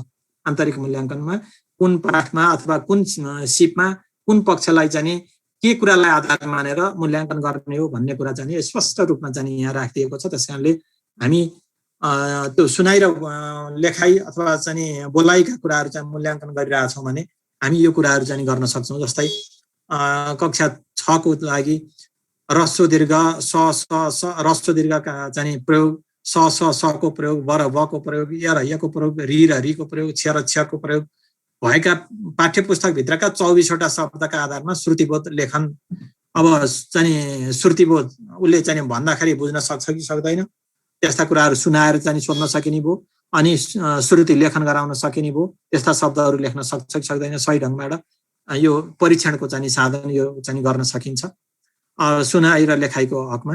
अनि त्यसै गरेर 80 शब्दसम्मको कुनै एक अनुच्छेद दृष्टांशका आधारमा श्रुतिबोध अथवा लेखनका कुरा गर्न सकिने भयो। यो मूल्याङ्कन गर्ने आधारहरू पनि यसरी स्पष्ट गरिदिएको छ। कुन पक्षको मूल्याङ्कन के आधारमा चाहिँ मूल्याङ्कन गर्ने हो भन्ने कुरा चाहिँ यो राखिदिएको छ।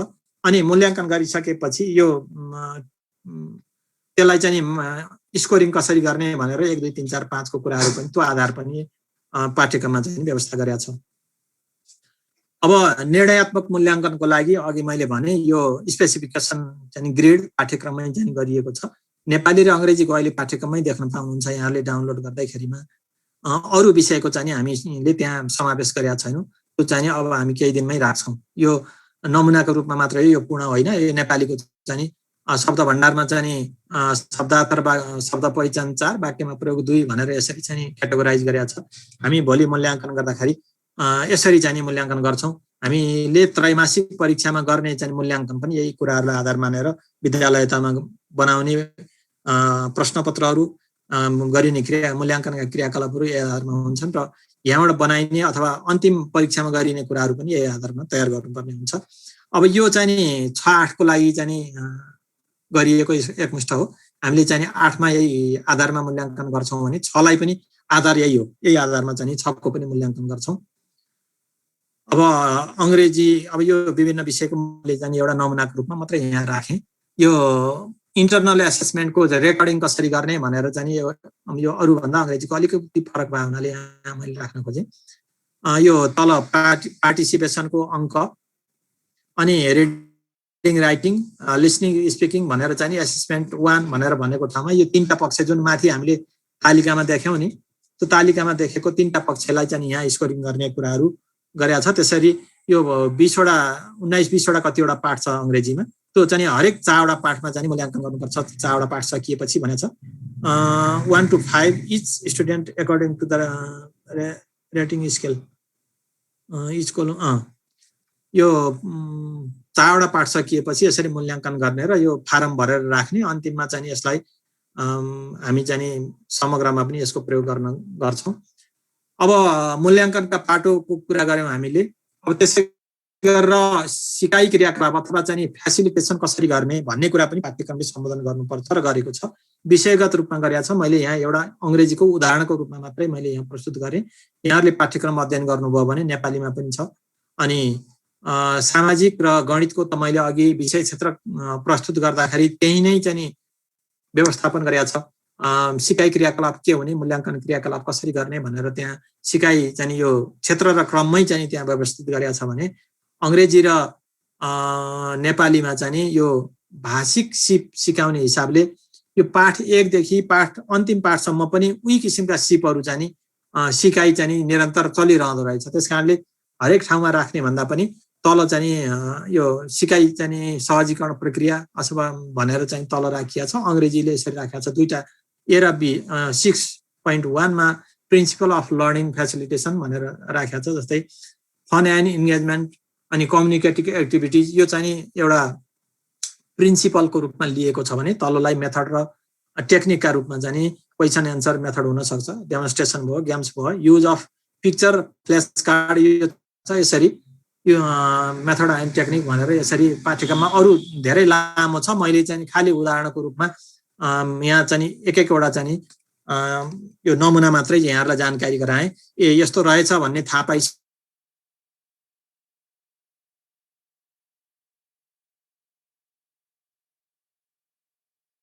त्यसलाई निर्धारित चाहिँ पाठ्य घण्टा अनि विषयवस्तु अनि मूल्याङ्कन प्रक्रिया अनि त्यसको अभिलेखीकरणका कुराहरू हामी गर्यौं र अन्त्यमा चाहिँ अब हामी परिवर्तित पाठ्यक्रम कार्यान्वयनको चरणमा छौं भने यो कुराहरू पनि यहाँहरुले थाहा पाउनु पर्ने हुन्छ। हामी कुन वर्षमा कुन पाठ्यक्रम कार्यान्वयन गरिरहेछौं, गर्न जाँदैछौं, परीक्षण गर्दैछौं भन्ने कुरा थाहा भयो भने अब पूर्व तयारी आफूलाई चाहिँ तयारी अवस्थामा राख्न पनि यसले सहयोग पुर्याउँछ भन्ने हिसाबले यो जानकारीको लागि मैले यो स्लाइड पनि यहाँ राख्दिएँ। हामी 76 मा कक्षा 1 को परीक्षणमा गयौं, 77 मा कार्यान्वयनमा र यो कुनैमा परीक्षण देख्नुहुन्छ, कुनैमा कार्यान्वयन सिधै कार्यान्वयन देख्नुहुन्छ यहाँहरुले। त्यो किन भन्दा जुन कक्षामा बोर्ड एक्जाम हुन्छ, बोर्डको परीक्षा हुन्छ, त्यो चाहिँ बोर्डको परीक्षाको लागि दुई किसिमको पाठ्यपुस्तक पढाएर दुई किसिमको मूल्याङ्कन गर्न चाहिँ मिल्दो रहेनछ सामान्य चाहिँ मूल्याङ्कनको सिद्धान्तले। त्यसकारणले बोर्ड एक्जाम हुने कक्षाहरुमा हामीले चाहिँ सिधै पाठ्यक्रम र पाठ्यपुस्तक तयार गरेर कार्यान्वयनमा गएका छौं। जस्तै 11 पनि यो पाठ्यक्रम लागू हुँदाखेरि बोर्ड एक्जामकै रूपमा थियो। यो कोभिडको कारणले अहिले हामी विद्यालय तहमा दिएका छौं। यद्यपि यो बोर्ड एक्जामकै रूपमा चाहिँ अङ्कका रूपमा छ। अनि 12 पनि बोर्ड एक्जामकै रूपमा छ। त्यसै गरेर 10 कक्षा र 8 कक्षा पनि बोर्ड एक्जामकै रूपमा रहन्छ। त्यसकारणले हामीले यहाँ परीक्षणको पक्ष चाहिँ देखाइएको छैन। यो नेपाल सरकारले 76 मै चाहिँ स्वीकृत गरेर यो अनुसार कार्यान्वयन गर्ने भनेर हामीलाई आदेश दिएको छ। त्यही अनुसार पाठ्यक्रम विकास केन्द्रले तयार गरेर कार्यान्वयनमा चाहिँ धमाधम कार्यान्वयनमा चाहिँ अगाडि बढिरहेको अवस्था हो। र यसको कार्यान्वयन गर्ने भनेको हामी विद्यालय तहमै हो, यहाँहरु नै हो कार्यान्वयनकर्ता। र अहिले हामी चाहिँ 78 मा कक्षा 2 र 3, 6 र 12 को कार्यान्वयनमा चाहिँ गएका छौं भने कक्षा 4, 7 र 9 चाहिँ परीक्षणमा छ हाम्रो। अहिले पाठ्यक्रम र पाठ्यपुस्तक तयार भएर हामीले चाहिँ झन्डै 30 वटा विद्यालयमा विभिन्न चाहिँ प्रदेश र विभिन्न भौगोलिक क्षेत्रलाई समेट्ने गरेर 30 वटा विद्यालयमा चाहिँ परीक्षण गरिरहेका छौँ। अहिले परीक्षणमा पठाएका छौँ यी कक्षाका पाठ्यपुस्तकहरू पाठ्यक्रमहरू। त्यसै गरेर अर्को वर्ष हामी 79 मा 4 को 7 को र 9 को चाहिँ कार्यान्वयनमा जान्छौँ भने कक्षा 5 को परीक्षणमा जान्छौँ। अनि 80 मा चाहिँ हाम्रो यो साइकल परिवर्तन पाठ्यक्रम परिवर्तनको साइकल कम्प्लिट हुन्छ र चाहिँ कक्षा 5, 8 र 10 को चाहिँ कार्यान्वयनमा 2080 मा जान्छौँ। यसरी हाम्रो पाठ्यक्रम यो परिवर्तनको चरण पनि यसरी हामी सक्छौँ। र मैले यो पाठ्यक्रम कक्षा 6 मा चाहिँ अहिले 6-8 को पाठ्यक्रमको सन्दर्भमा र विशेषतः 6 कक्षामा लागू भएको पाठ्यक्रमको सन्दर्भमा मैले चाहिँ यहाँ अनुरोध गरेँ र मैले एउटा कुरा चाहिँ विशेष अनुरोध अघि सुरुमा चाहिँ पनि गरेको छु। यो इन्टेन्डेड करिकुलम, इम्प्लिमेन्टेड करिकुलम र एटेन्ड करिकुलम भनेर जुन 3 किसिमको करिकुलमहरू छ, हामीले 3टै करिकुलम सम्बोधन गरिरहेका छौँ र गर्नुपर्छ। हाम्रो चाहिँ यो दायित्व हो।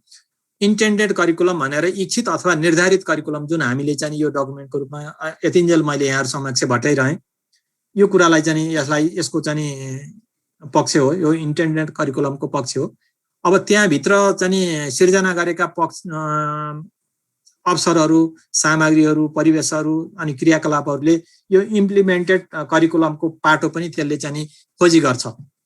र इम्प्लिमेन्टेड करिकुलम भनेको महत्त्वपूर्ण पाटो, अब व्यावहारिक पक्षलाई सबैभन्दा बढी प्रभाव पार्ने पाटो भनेकै इम्प्लिमेन्टेड करिकुलम हो। बच्चाले सिक्ने भनेको खालि यहाँ ज्ञानको पक्ष मात्रै चाहिँ होइन, व्यवहारको पक्ष पनि सिक्छ। व्यवहारको पक्ष भनेको किताब पढेर भन्दा पनि विद्यालयको गतिविधि, त्यहाँको परिवेश, त्यहाँको सामाजिक भौगोलिक वातावरण, त्यहाँको अनि शिक्षकको चाहिँ बोली चाली, सञ्चारको चाहिँ शैली, बच्चासँग गर्ने व्यवहार, हामीले चाहिँ देखाउने आचरण, यी कुराहरूको प्रत्यक्ष चाहिँ सिकाइ बच्चाहरूमा पर्छ। त्यसकारणले शिक्षक यहाँहरू आफै पनि चाहिँ करिकुलमको अङ्ग हो। त्यहाँको वातावरण पनि करिकुलमको अङ्ग हो, त्यहाँको भूगोल पनि करिकुलमको अङ्ग हो, त्यहाँको सामाजिक संस्कार संस्कृति परिवेश पनि करिकुलमको अङ्ग हो, इम्प्लिमेन्टेड करिकुलमको अङ्ग हो। त्यसकारणले त्यो पाटोलाई पनि हामी सँगसँगै चाहिँ कक्षा कोठामा कसरी प्रयोगमा ल्याउने, कसरी सिकाउने, कसरी चाहिँ मोडलको रूपमा प्रस्तुत गर्ने र प्रस्तुत हुने भन्ने कुरातर्फ अत्यन्त सचेत रहनुपर्ने हुन्छ। हामी सञ्चार भाषाको सञ्चार गर्छौँ। हिजो गणेश सरले उदाहरण दिइराख्नु भएको थियो। हामी प्रकाश भन्छौँ, हामी बोल्दा प्रकाश, लेखाइमा प्रकाश। अब त्यो हामी शुद्ध उच्चारण गरिरहेछौँ कि छैनौँ भन्ने कुरा, हामी नै अवेर छैनौँ भन्ने कुरा चाहिँ रहन्छ। यो चाहिँ सञ्चारको कुरालाई गर्ने हो भने हाम्रो चाहिँ प्रस्तुतिको शैली अनि बच्चाप्रति गर्ने व्यवहार चाहिँ उसमा व्यवहारको चाहिँ रिफ्लेक्सन बच्चाको व्यवहारमा पनि हुन्छ। हामीले चाहिँ हामीलाई गुरुहरूले जस्तो किसिमबाट पढाउँदाखेरि गर्नुभयो, हामी अहिले त्यही कुरा चाहिँ दोहोऱ्याइरहेछौँ कक्षा कोठामा। त्यो के त भन्दा हामीले सिकेको त्यही थियौँ, इम्प्लिमेन्टेड करिकुलमबाट सिकेका कुराहरू चाहिँ त्यही पक्ष सिकेका थियौँ, हामी त्यही कुरा हाम्रो व्यवहारमा ल्याएछौँ। त्यसकारणले त्यो पाटोलाई शिक्षक साथीहरूसँग यति कुरा गर्दै मैले आफ्नो भनाइ यहीँ चाहिँ बेट मार्ने अनुमति चाहन्छु। यहाँहरूको जिज्ञासा भयो हामी छलफल गर्छौँ अब। हस्, धन्यवाद। धेरै धेरै धन्यवाद आदरणीय कुराज अधिकारी सरलाई। यहाँले कक्षा 6 मा यसै शैक्षिक सत्रदेखि लागू भएको यो नयाँ पाठ्यक्रमका विविध पक्षहरू, विद्यार्थी सिकाइ सहजीकरण, विद्यार्थी मूल्याङ्कन लगायतका र त्यसको कार्यान्वयनको पाटो र विभिन्न सैद्धान्तिक कुराहरू लगायतका थुप्रै पक्षहरूमा, थुप्रै विषयवस्तुहरूमा हामीलाई सहजीकरण गर्नुभएको छ। उहाँलाई धेरै धेरै धन्यवाद व्यक्त गर्न चाहन्छु। र यहाँ साथीहरूबाट उठेका केही जिज्ञासाहरू मैले च्याट बक्समा देखिरहेको छु र केही जिज्ञासाहरू अझै पनि छ भने यहाँहरूले च्याट बक्समा राखिदिन सक्नुहुन्छ। यहाँ एकजना सरले लेख्नु भएको थियो, पुरानो पाठ्यक्रममा मातृभाषा वा स्थानीय विषय वा संस्कृत वा कम्प्युटर व्यवस्था थियो, अहिले कम्प्युटर विषय देखिएन भन्नुभएको छ। अहिलेको पाठ्यक्रम बमोजिम कम्प्युटर विषयको कम्प्युटर विषयको पठन पाठन गर्न पाइने वा नपाइने के हो भनेर भन्नुभएको छ सरले है। धन्यवाद सर, धन्यवाद। यहाँ दुईटा कुरा देखेँ मैले, एउटा त्यो विषय, अर्को चाहिँ नि यो अक्षराङ्कन पद्धति पुरानो हो कि नयाँ भन्नुभएको छ, त्यो कुरा पनि म चाहिँ यहाँलाई जहाँ अवगत गराउँछु। अरू केही आउँछ? हस्, धन्यवाद सर।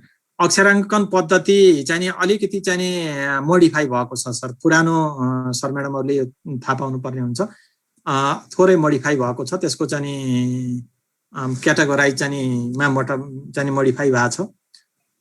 त्यो यहाँहरूलाई चाहिँ हामीले पाठ्यक्रमकै माध्यमबाट त्यो समग्र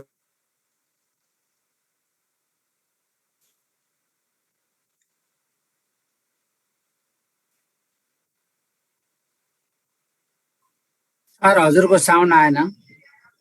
साउन्ड आएन सर। मात्रै सिकाउन सकिन्छ। कम्प्युटर चाहिँ नि सिकाउने व्यवस्था छैन, त्यो चाहिँ हामी स्पष्ट हुनुपर्छ। कम्प्युटर अथवा अङ्ग्रेजी अथवा चाहिँ नि विज्ञान भनेर अहिले ऐच्छिक विषयमा राख्नु पाइने व्यवस्था छैन। अहिले राख्ने भनेको कि स्थानीय विषय, कि मातृभाषा, कि संस्कृत शिक्षा, यो तीनटा विषय बाहेक अरू स्थानीय विषय अन्तर्गत कुनै पनि पढाउनु पाइँदैन, कुनै विषय पनि पढाउनु पाइँदैन। त्यो व्यवस्था चाहिँ नि पाठ्यक्रमले र एनसिएफले दुइटैले चाहिँ नि व्यवस्था गरेको छ। त्यही अनुसार हामी विद्यालयले कार्यान्वयनमा जानुपर्ने हुन्छ। अप्ठ्यारो साथीहरूको पनि के अब होला जस्तो लाग्छ भने? हजुर, यो स्थानीय पाठ्यक्रम नबनाइसकेको अवस्था छ।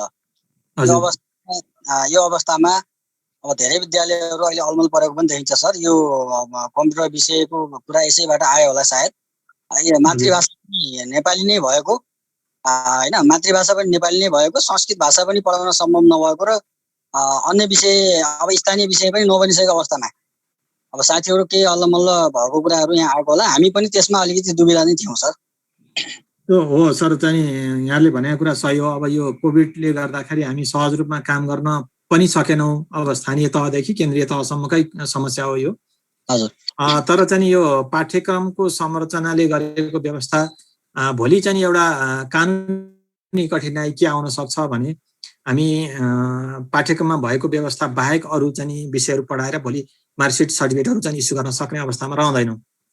त्यसकारणले हामीले यो तीनवटा विषयमा अब पाठ्यक्रम बनाउने कुराहरूमा छिटोभन्दा छिटो चाहिँ पहल गर्नुपर्ने कुराहरू एउटा छँदैछ भने अर्को चाहिँ अब मातृभाषा र संस्कृतका पाठ्यक्रमहरू चाहिँ बनेका छन्। अब त्यो सरले भनिहाल्नुभयो सम्भव नभएका अवस्थामा ती सामग्रीहरू हेरौँ, पहिला सम्भव छ भने पढाउँ, नभए स्थानीय विषयमा कुनै एउटा विषयमा विद्यालयले एउटा सामान्य करिकुलमको खाका कोरेर त्यसलाई चाहिँ पठन पाठनमा ल्याउन सक्छ। त्यही विषयमा चाहिँ शिक्षक साथीहरूलाई चाहिँ त्यहाँ राखेर एउटा करिकुलमको खाका चाहिँ तयार गर्ने र भोलि गएर त्यसका विस्तृत चाहिँ पाटो पछि चाहिँ बनाउँदै गरेर पढाइमा चाहिँ सुरुवात गर्न चाहिँ सकिन्छ। र केही अब अहिलेसम्म हामीलाई जानकारी आएसम्म 150 भन्दा बढी स्थानीय तहहरूले चाहिँ स्थानीय पाठ्यक्रम विकास गरिसकेका अवस्था छ।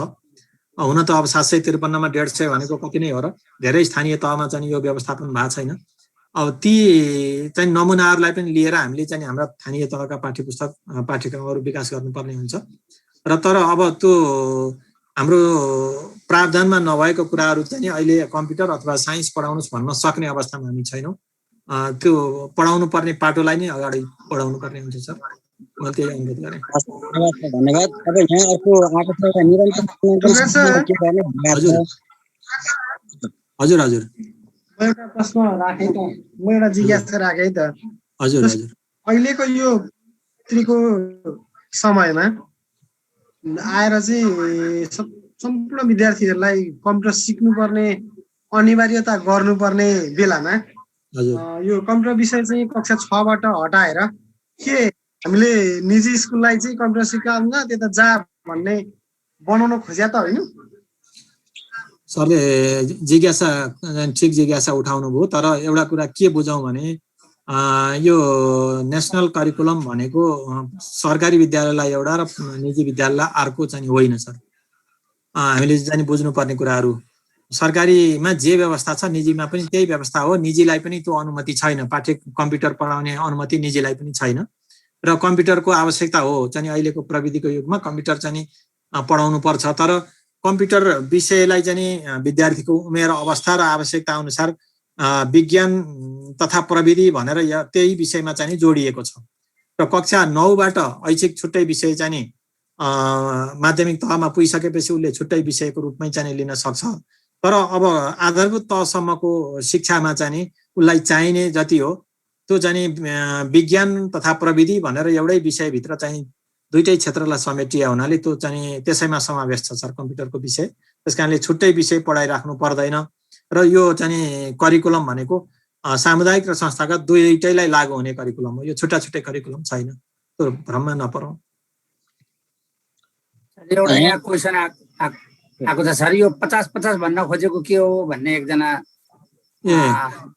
आन्तरिक चाहिँ 50% मूल्याङ्कन चाहिँ हामी आन्तरिकबाट चाहिँ मूल्याङ्कन गर्छौँ र बाह्य मूल्याङ्कन 50% मात्रै चाहिँ गर्छौँ। अब पूर्णाङ्क कति राख्ने भन्ने कुरा तपाईले जतिमा पनि राख्न सक्नुहुन्छ, 100 मा बनाउनुस्, 50 मा बनाउनुस्, त्यो पूर्णाङ्कको कुरा भयो। अब पूर्णाङ्क 100 राख्नुहुन्छ भने 50-50 भनेको 50-50 चाहिँ अङ्क पनि 50-50 लाई आधार मान्ने, पर्सेन्टेजलाई आधार मान्ने कुरा भयो। हामी चाहिँ अघि जसरी नेपालीको चाहिँ ग्रेड मैले त्यहाँ देखाएँ, शब्द भण्डारमा चाहिँ 4, 2, 6 अङ्कको चाहिँ मूल्याङ्कन गर्ने भन्दा त्यसलाई चाहिँ आधार 100 लाई नै मानिया छ। त्यसकारणले त्यो बाह्य मूल्याङ्कन हामी 50 अङ्क अथवा 50% चाहिँ भार बाह्य मूल्याङ्कनलाई चाहिँ छोड्छौँ र आन्तरिक मूल्याङ्कनमा के कुरामा मूल्याङ्कन गर्ने, कुन युनिटबाट कस्ता क्रियाकलाप गरेर मूल्याङ्कन गर्ने भन्ने कुरा पाठ्यक्रमले चाहिँ त्यहाँ निर्धारण गरेको छ, विस्तृत चाहिँ यहाँहरूलाई जानकारी गराएको छ। त्यो पक्षबाट हामी पनि 50% चाहिँ अङ्क भ्यालु चाहिँ आन्तरिकबाट त्यहाँ आन्तरिकमा चाहिँ यो यसरी मूल्याङ्कन गर भनेर जुन भनेको छ त्यो क्रियाकलाप गरेर त्यसको चाहिँ स्कोरिङ गर्छौँ अथवा ग्रेडिङ गर्छौँ, त्यसरी चाहिँ दिने हो 50% अङ्क।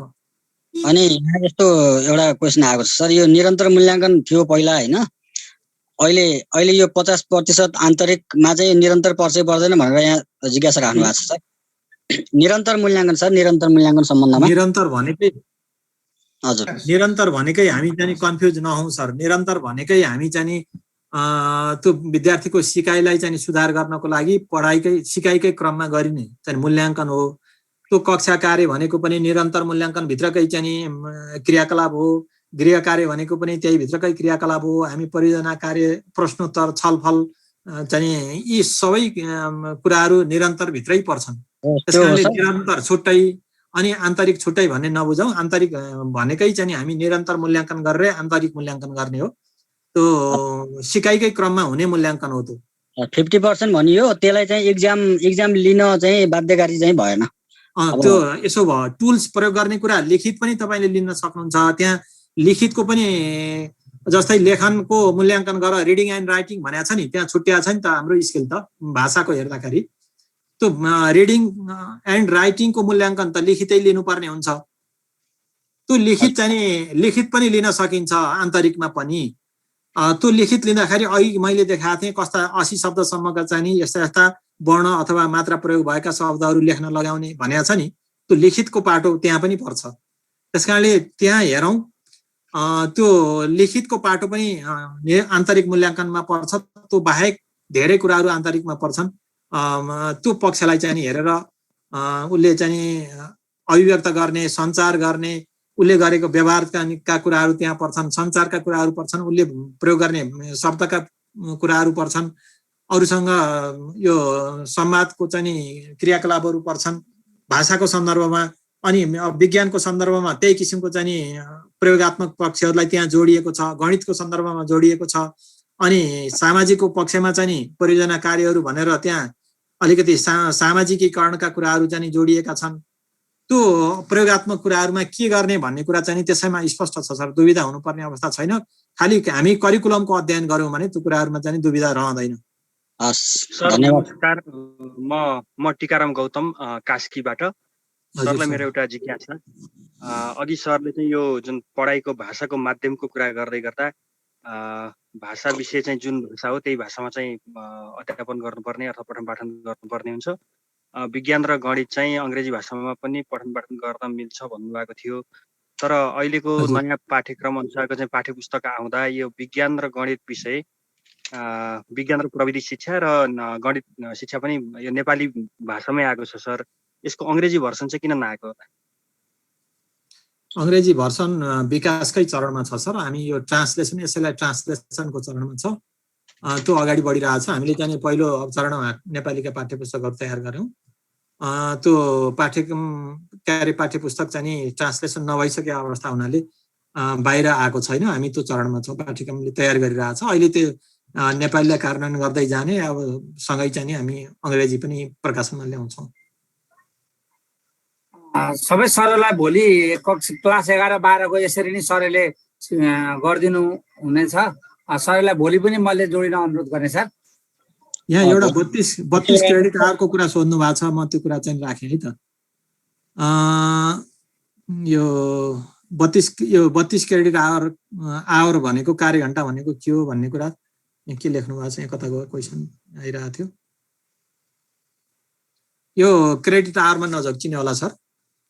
हामीले वर्षमा चाहिँ 1 वर्षमा 32 हप्ता चाहिँ पठन पाठन हुन्छ भनेर पाठ्यक्रमले निर्धारण गरेको छ।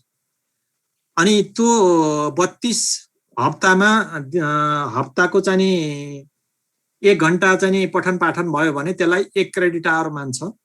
अब अहिले हामीले चाहिँ विषयगत हेर्दाखेरि नेपाली, अङ्ग्रेजी, गणित, विज्ञानलाई 5-5 चाहिँ घण्टा हप्तामा पढाउने भनेर भनिएको छ। 1 हप्तामा 5 घण्टा चाहिँ त्यो विषय पढाउने भनेर 32 हप्तासम्म 5-5 घण्टाको दरले चाहिँ पढाउँदा 160 घण्टा हुन्छ। त्यही 32 घण्टालाई चाहिँ 32 घण्टालाई आधार मानेर 32 हप्तालाई चाहिँ 1 क्रेडिट आवर मानिएको छ। 32 हप्तामा जति घण्टा पढाइन्छ त्यसलाई चाहिँ प्लस त्यति क्रेडिट आवर, अथवा 5 चाहिँ घण्टा पढाइन्छ भने 5 क्रेडिट आवर भनेर चाहिँ भनिएको छ। यो चाहिँ इन्टरनेसनल प्र्याक्टिस चाहिँ अब क्रेडिट आवर निर्धारण गर्ने एउटा अभ्यास पनि त्यो रहेछ, मानक पनि त्यो रहेछ। त्यो हिसाबले चाहिँ हामीले 32 हप्तालाई चाहिँ आधार मानेर 5 क्रेडिट आवर भनेर विषयलाई तोकिएको छ भने अब पाठ्य घण्टा र कार्य घण्टा फरक हो।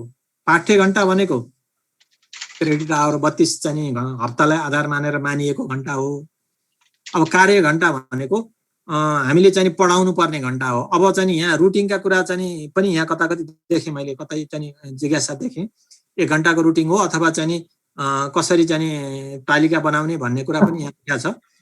अब हामीले सामान्यतया अहिले कक्षा 1 देखि 12 सम्मलाई नै यो विभिन्न पढाइका क्षेत्र पढाइलाई एकीकृत गरेर सिकाउनु पर्ने चाहिँ अवधारणामा आधारित चाहिँ सिकाइ भएको हुनाले हरेक विषयलाई चाहिँ 1 घण्टा दिँदाखेरि उपयुक्त हुन्छ भन्ने पाठ्यक्रमले सिफारिस गरे हो। मैले एउटा प्रश्न सोधेँ सर।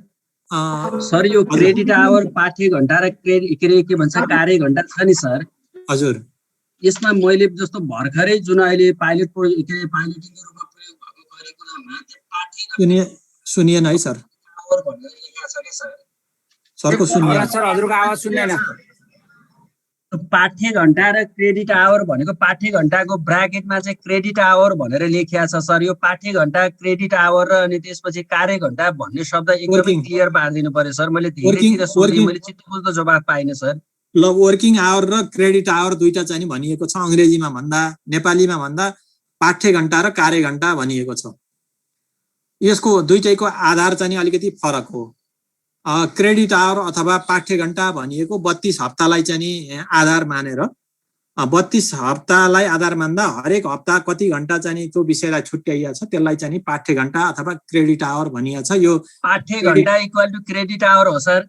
हो, क्रेडिट आवर र पाठ्य घण्टा भनेको नेपालीमा त्यसले 32 पाठ्य घण्टा किन भन्यो त सर?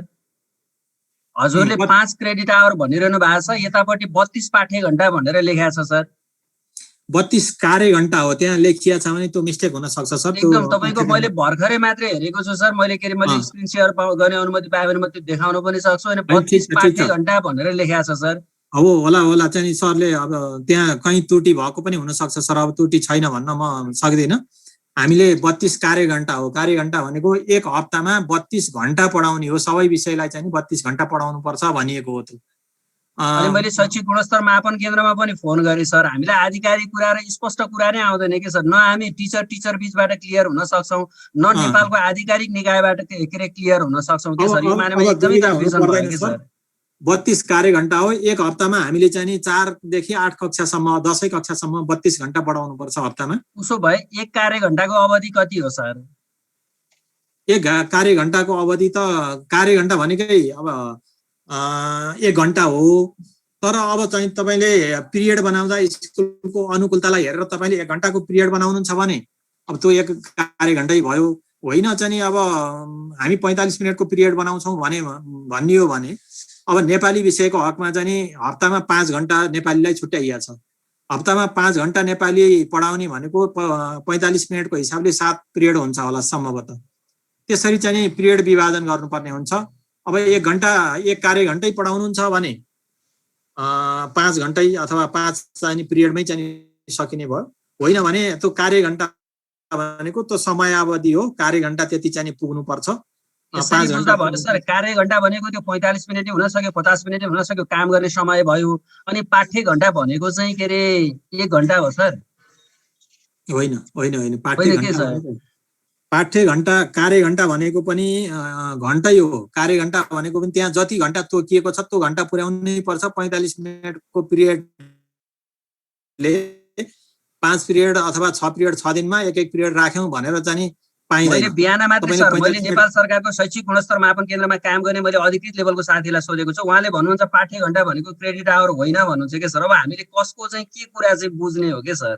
न आधिकारिक निकायबाट त्यो कुरा आउँछ हैन, न तपाईको हामी जस्ता टिचरहरु क्लियर हुन सक्छ। मैले बिहान मात्रै फोन गरेर सोधेको छु सर मेरो साथीलाई, तपाईको चाहिँ उहाँ नेपाल सरकारको अधिकृत लेभलको हुनुहुन्छ, उहाँ भन्नुहुन्छ पाठ्य घण्टा भनेको र क्रेडिट आवर भनेको एउटै होइन भन्नुहुन्छ। उसो भए के हो त? हामीलाई त क्लियर त हुनु पर्यो नि सर। हैन सरले यो करिकुलममा लेखिएको डकुमेन्टमा अघि भन्नुभयो त्यहाँ वर्किङ आवर 32 के अरे क्रेडिट आवर 32 लेख्यो सर, चाहिँ कन्फ्युज भयो भन्नुभयो। त्यो चाहिँ त्रुटि हुन सक्छ। तर वर्किङ आवर 160 घण्टा हो। नेपालीको हकमा वर्किङ आवर 160 हो, क्रेडिट आवर 5 हो। क्रेडिट आवर हप्तालाई चाहिँ आधार मानेर चाहिँ गणना गरिएको हो सर। हप्तामा चाहिँ 5 घण्टा चाहिँ त्यो विषयलाई छुट्याइएको छ। अब त्यसको टोटल चाहिँ वर्किङ आवर चाहिँ 160 घण्टा हुन्छ। त्यो हप्ताको 5 × 32 चाहिँ हप्तालाई 5 ले चाहिँ गुणन गर्दा 160 आएको हो। हिसाब गर्दाखेरि त तपाईले भनेको कुरा चाहिँ जोडिन जान्छ। तर यो अन्तर्राष्ट्रिय चाहिँ अभ्यास के हो भने क्रेडिट आवर अब 160 घण्टा भनेर क्रेडिट आवर भनिदो रहन्छ। त्यो 4 5 अब 6 3 2 कति हो त्यसरी चाहिँ म्याक्सिमम 4 5 6 चाहिँ क्रेडिट आवर एउटा विषयलाई दिइदो रहेछ। त्यही प्र्याक्टिसको आधारमा चाहिँ हामीले पनि क्रेडिट आवर हप्तालाई आधार मानेर चाहिँ त्यो क्रेडिट आवरको नामाकरण गरिएको छ, पाठ्य घण्टाको नामाकरण गरिएको छ। वर्किङ आवर चाहिँ त्यसैलाई मल्टिप्लाई गरेर 32 घण्टा चाहिँ 32 हप्ता पढाइ हुन्छ वर्षमा भने एक हप्तामा 5 घण्टा हो भने 32 हप्ता × 5 गर्दाखेरि 160 घण्टा त्यसलाई पढाउने वर्किङ आवर हो। मलाई स्क्रिन शेयर गर्ने अनुमति भएदेखि मैले स्क्रिन शेयर गरेर देखाउँदै सर। त्यहाँ एकदमै कन्फ्युजनको कुरा लेखेको छ सर। नेपाल सरकारबाट आउने कुरा यस्तो आधिकारिक भएन भने हामी त तनावमा हुन्छौँ नि सर, हामी टिचरहरु।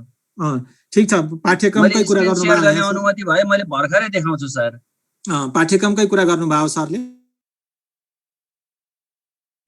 एकदमै पाठ्यक्रम त्यो कार्य घण्टा र तपाईको चाहिँ के रे त्यो पाठ्य घण्टाकै कुरामा म क्लियर भएँ के सर।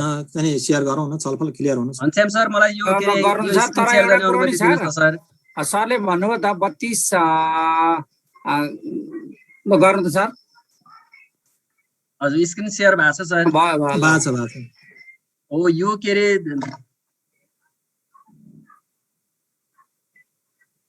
सरी अलि त्यो प्लस गरेर अलि ठुलो बनाउनु न नवराज सर।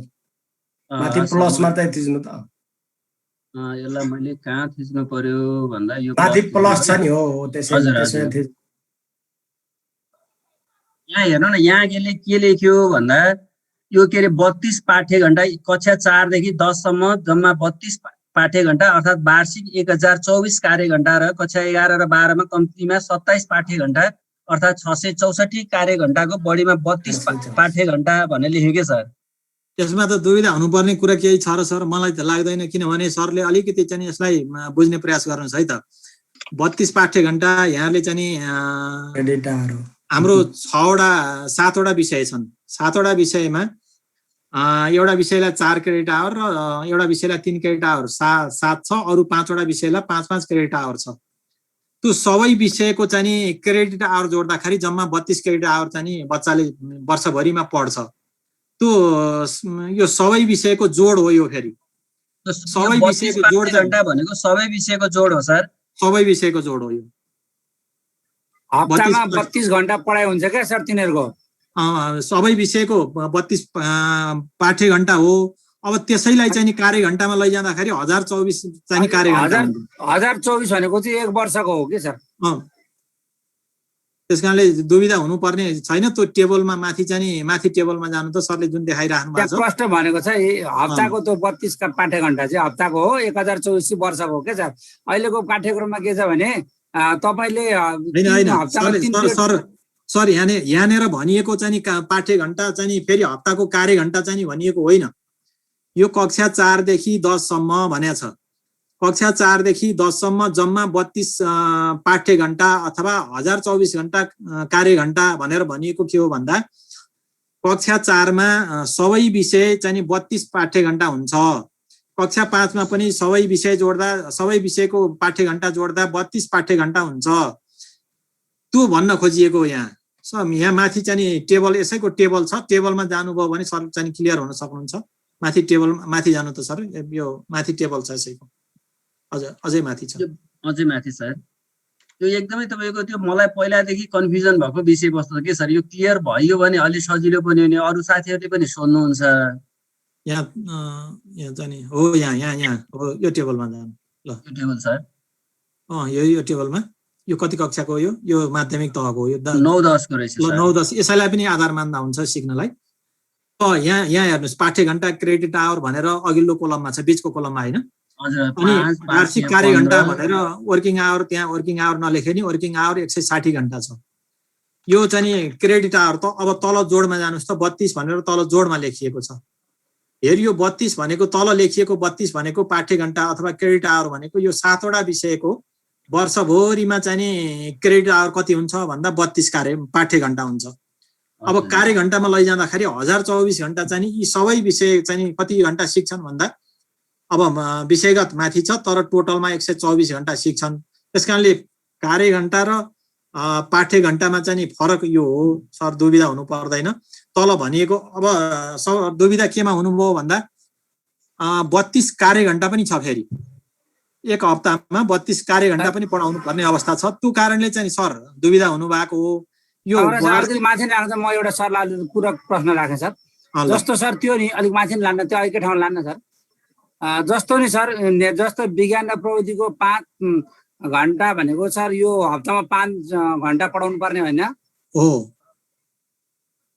अनि यो सामाजिक अध्ययन हप्तामा 4 घण्टा पढाउनु पर्ने, ऐच्छिक प्रथम हप्तामा 4 घण्टा पढाउनु पर्ने, वर्षभरिमा 128 घण्टा होइन सर? हो त्यसरी बुझ्दा भइगयो नि। अब चाहिँ अलि क्लियर सर। हजुर टुक्राज सर। हजुर। अब हामीले यो पाठ्य यो क्रेडिट आवरको परिभाषालाई हामीले अलि जिगज्याग बनाइयो कि यसलाई चाहिँ सामान्य अर्थमा हामीले अन्तर्राष्ट्रिय प्र्याक्टिसहरूलाई हेर्दाखेरि कुनै पनि सेमेस्टर वा यो जुन वार्षिक प्रणालीमा प्रति हप्ता त्यो विषयलाई दिइने समयलाई पाठ्य घण्टा अथवा क्रेडिट आवर भनिने छ भनेको परिभाषा पाइयो। त्यसो हुँदाखेरि हामी यहाँ एकदम स्पष्टै छ कार्य घण्टा भनेको चाहिँ त्यो पाठ्य घण्टालाई कति वर्षभरिमा अथवा महिनाभरिमा अथवा दिनमा कार्य घण्टा भनेर काम गर्ने घण्टाको जोडेर निकालिएको जोड र क्रेडिट आवर भनेको प्रति हप्ता त्यो विषयले पाउने समय हो भनेर यति सरल तरिकाले त्यसलाई व्याख्या गरियो भने हुन्थ्यो। यहाँ के भयो भन्दाखेरि हाम्रो 7वटै विषय जोड्दाखेरि पनि 32 हुने र हाम्रो वार्षिक 205 दिनको हप्ता पनि 32 हुँदाखेरि त्यो के भन्न खोजेको भन्ने भयो कि 32 भएर झुकिएको हो। दुविधा त्यहाँनिर हुन गएको त मैले बुझेँ। एक दिनको सम्पर्कमा भन्ने कार्य घण्टा पनि 32 हुन पुगेको छ, यो पाठ्य घण्टा पनि 32। अब हामीले क्रेडिट आवरलाई 32 नभनेर प्रति हप्ता दिइने घण्टालाई क्रेडिट आवर भनियो भने जस्तै क्रेडिट आवर 5 हामीले क्लास 6 को कुरा गर्दैछौँ। 6 कक्षा यसो हो सर, सरको कुरो बुझेँ मैले। हामीले समग्रमा भन्दा मात्रै चाहिँ 32 मा पुगेको हो। हामी चाहिँ समग्रमा नभनेर विषयगत क्रेडिट आवर हुन्छ। विषयगत क्रेडिट आवरलाई आधार मान्ने हो भने, बुझ्ने हो भने सजिलो चाहिँ त्यही हो। विषयगत रूपमा जसरी 5 बुझिएको छ अनि यता वार्षिकमा 160 घण्टा बुझिया छ, त्यही रूपमा चाहिँ लिँदा हुन्छ। यो चाहिँ 32 क्रेडिट आवर पनि छ, 32 वर्किङ आवर पनि छ। सरले भनेको कुरा ठिक हो। जहाँ पाठ्यघण्टा भएको हुनाले 32 वर्किङ आवर हुन पुग्यो। 32 हप्ता पढाउने भएको हुनाले 32 त्यहाँ 96 हाम्रो यो स्वास्थ्य तथा यो सिहक के छ नि विषय, त्यो एउटा मिक्स विषय, त्यसको चाहिँ जम्मा वर्षभरिमा 96 घण्टा पढाइ हुनुपर्छ भनेर हाम्रो करिकुलमले निर्धारण गरेछ। तर त्यसको पाठ्यघण्टा के हो, अर्थात् त्यसको क्रेडिट आवर के हो भन्दाखेरि प्रति हप्ता 3 घण्टा मात्रै पाउने हो। त्यसले हामीले 40 मिनटका घन्टी बनाइन्छ भने त्यसलाई अब कति गर्दाखेरि हुन्छ, 45 को गरिन्छ भने कति समय पढाउनु पर्छ भन्ने कुरा हामीले विद्यालयमा निर्धारण गरौँला हैन। तर नेपाली विषय, नेपाली, अंग्रेजी, गणित, सामाजिक र विज्ञानलाई हामीले प्रत्येक हप्ता 5 घण्टा दिन पर्ने हुन्छ। हामीले 5 घण्टा यदि दिएन भने त्यो विषयमा हाम्रो क्रेडिट आवर पुग्दैन। हामीले इन्टरनेसनली भ्यालिड हुन्न भन्न खोजेको होइन र सर? हो, एकदम हो सर। हो, त्यसो हो भने हामी त्यहाँ कन्फ्युजन हुनुपर्ने कुरा त देखिएन। यो 32 अथवा यो प्रति हप्ताको कुरा गर्दाखेरि 32 हप्ता र हाम्रो एक हप्तामा 32 घण्टा पढाउनु पर्ने भएको हुनाले हामीले 6 दिनसम्म 40 मिनटका घन्टी पढाइयो भने 48 घन्टी हुन्छ र त्यो 48 घन्टी भनेको 32 घण्टा हुँदो रहेछ। 40 मिनटको पिरियड पढाउनेले 48 घन्टी पढाइदो रहेछ। हाम्रो विद्यालयमा त्यही छ प्र्याक्टिस। 48 घन्टी पढाउँदाखेरि हाम्रो के हुन्छ त, प्रति हप्ता 32 घण्टा हामी क्लासमा विद्यार्थीसित हुनुपर्ने अवस्था छ। त्यसो हुँदाखेरि यसमा यो 32 जुधेर यस्तो भएको हो सर।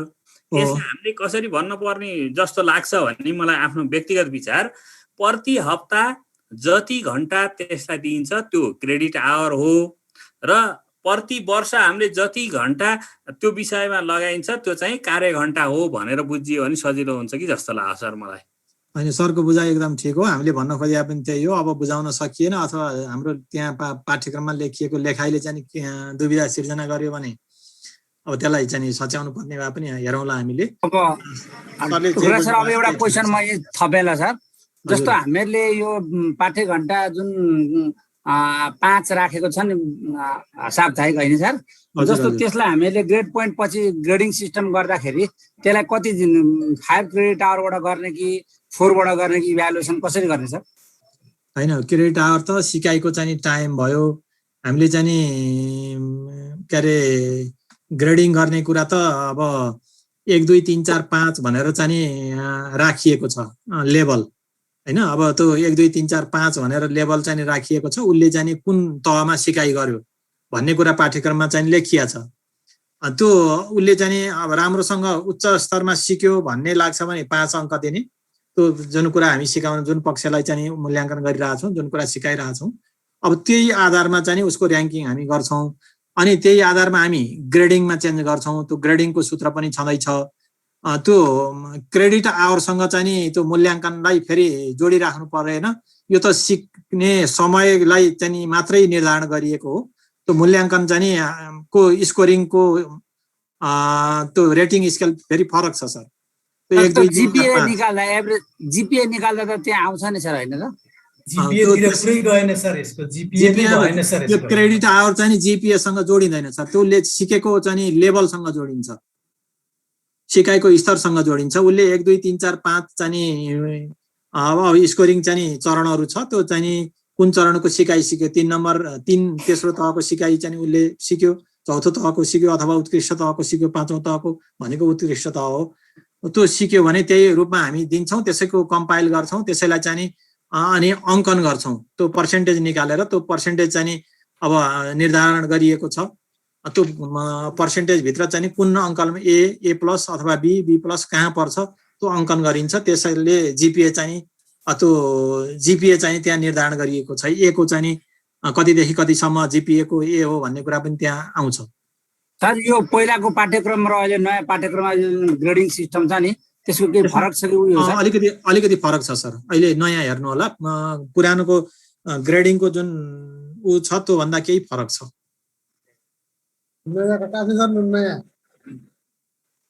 हजुर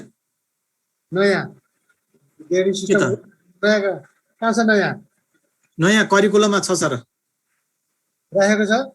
छ देखिएन सर, त्यो ढाँचा चाहिँ देखिएन सर, मैले पनि आज दिउँसो हेरेँ। हजुर तर त्यो जुन जस्तो 1-3 को राखिएको छ नि अन्तिम पेजमा अनुसूची 4 भनेर, त्यस्तै गरेर यसमा चाहिँ देखिएन सर। त्यो जुन हामी ग्रेड सिट बनाउँछौँ लेजरको ढाँचा त अब आवश्यकता अनुसार बन्ला, तर ग्रेड सिटको ढाँचा चाहिँ हामीले देखेनौँ सर, त्यहाँनिर देखिएन। त्यसैले करिकुलममा परेको रहेनछ भने हामीले चाहिँ ग्रेड र स्पेसिफिकेसन ग्रेड र क्वेसन चाहिँ हामी राख्दैछौँ वेबसाइटमा। अब त्यो अनुसूचीमा यही पाठ्यक्रमभित्र ती सबै कुरालाई समेट्ने कि छुट्टै राख्ने भन्ने छलफल भइरहेछ। अलिक ठुलो चाहिँ पाठ्यक्रमको भोल्युम ठुलो भयो, 400 पेजभन्दा माथि गयो, यसलाई अनुसूची बनाएर त्यही अथवा छुट्टै डकुमेन्ट बनाएर राख्ने भन्ने कुरा भएको छ। सरले भनेको यो ग्रेडिङको चाहिँ अब इभ्यालुएसनको केही मार्गदर्शनहरू पनि त्यहाँ जोडिएर आउँछ सर, त्यसैमा चाहिँ यहाँहरूले प्राप्त गर्न सक्नुहुन्छ। यो ग्रेडिङको जुन हामी त्यो फर्मेट पनि चाहियो सर हामीलाई, त्यो ठीक छ, त्यो आधारहरू आउँछ। हुन्छ सर, हुन्छ।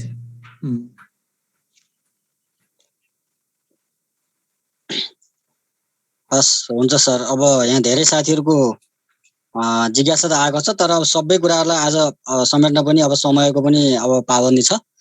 हामी लगभग 9:30 बजिसक्यो। त्यस कारणले गर्दाखेरि अब कतिपय जिज्ञासाहरू अब पुनः सरहरूसँग जोडिएर पनि राख्न सकिन्छ जस्तो लाग्छ मलाई।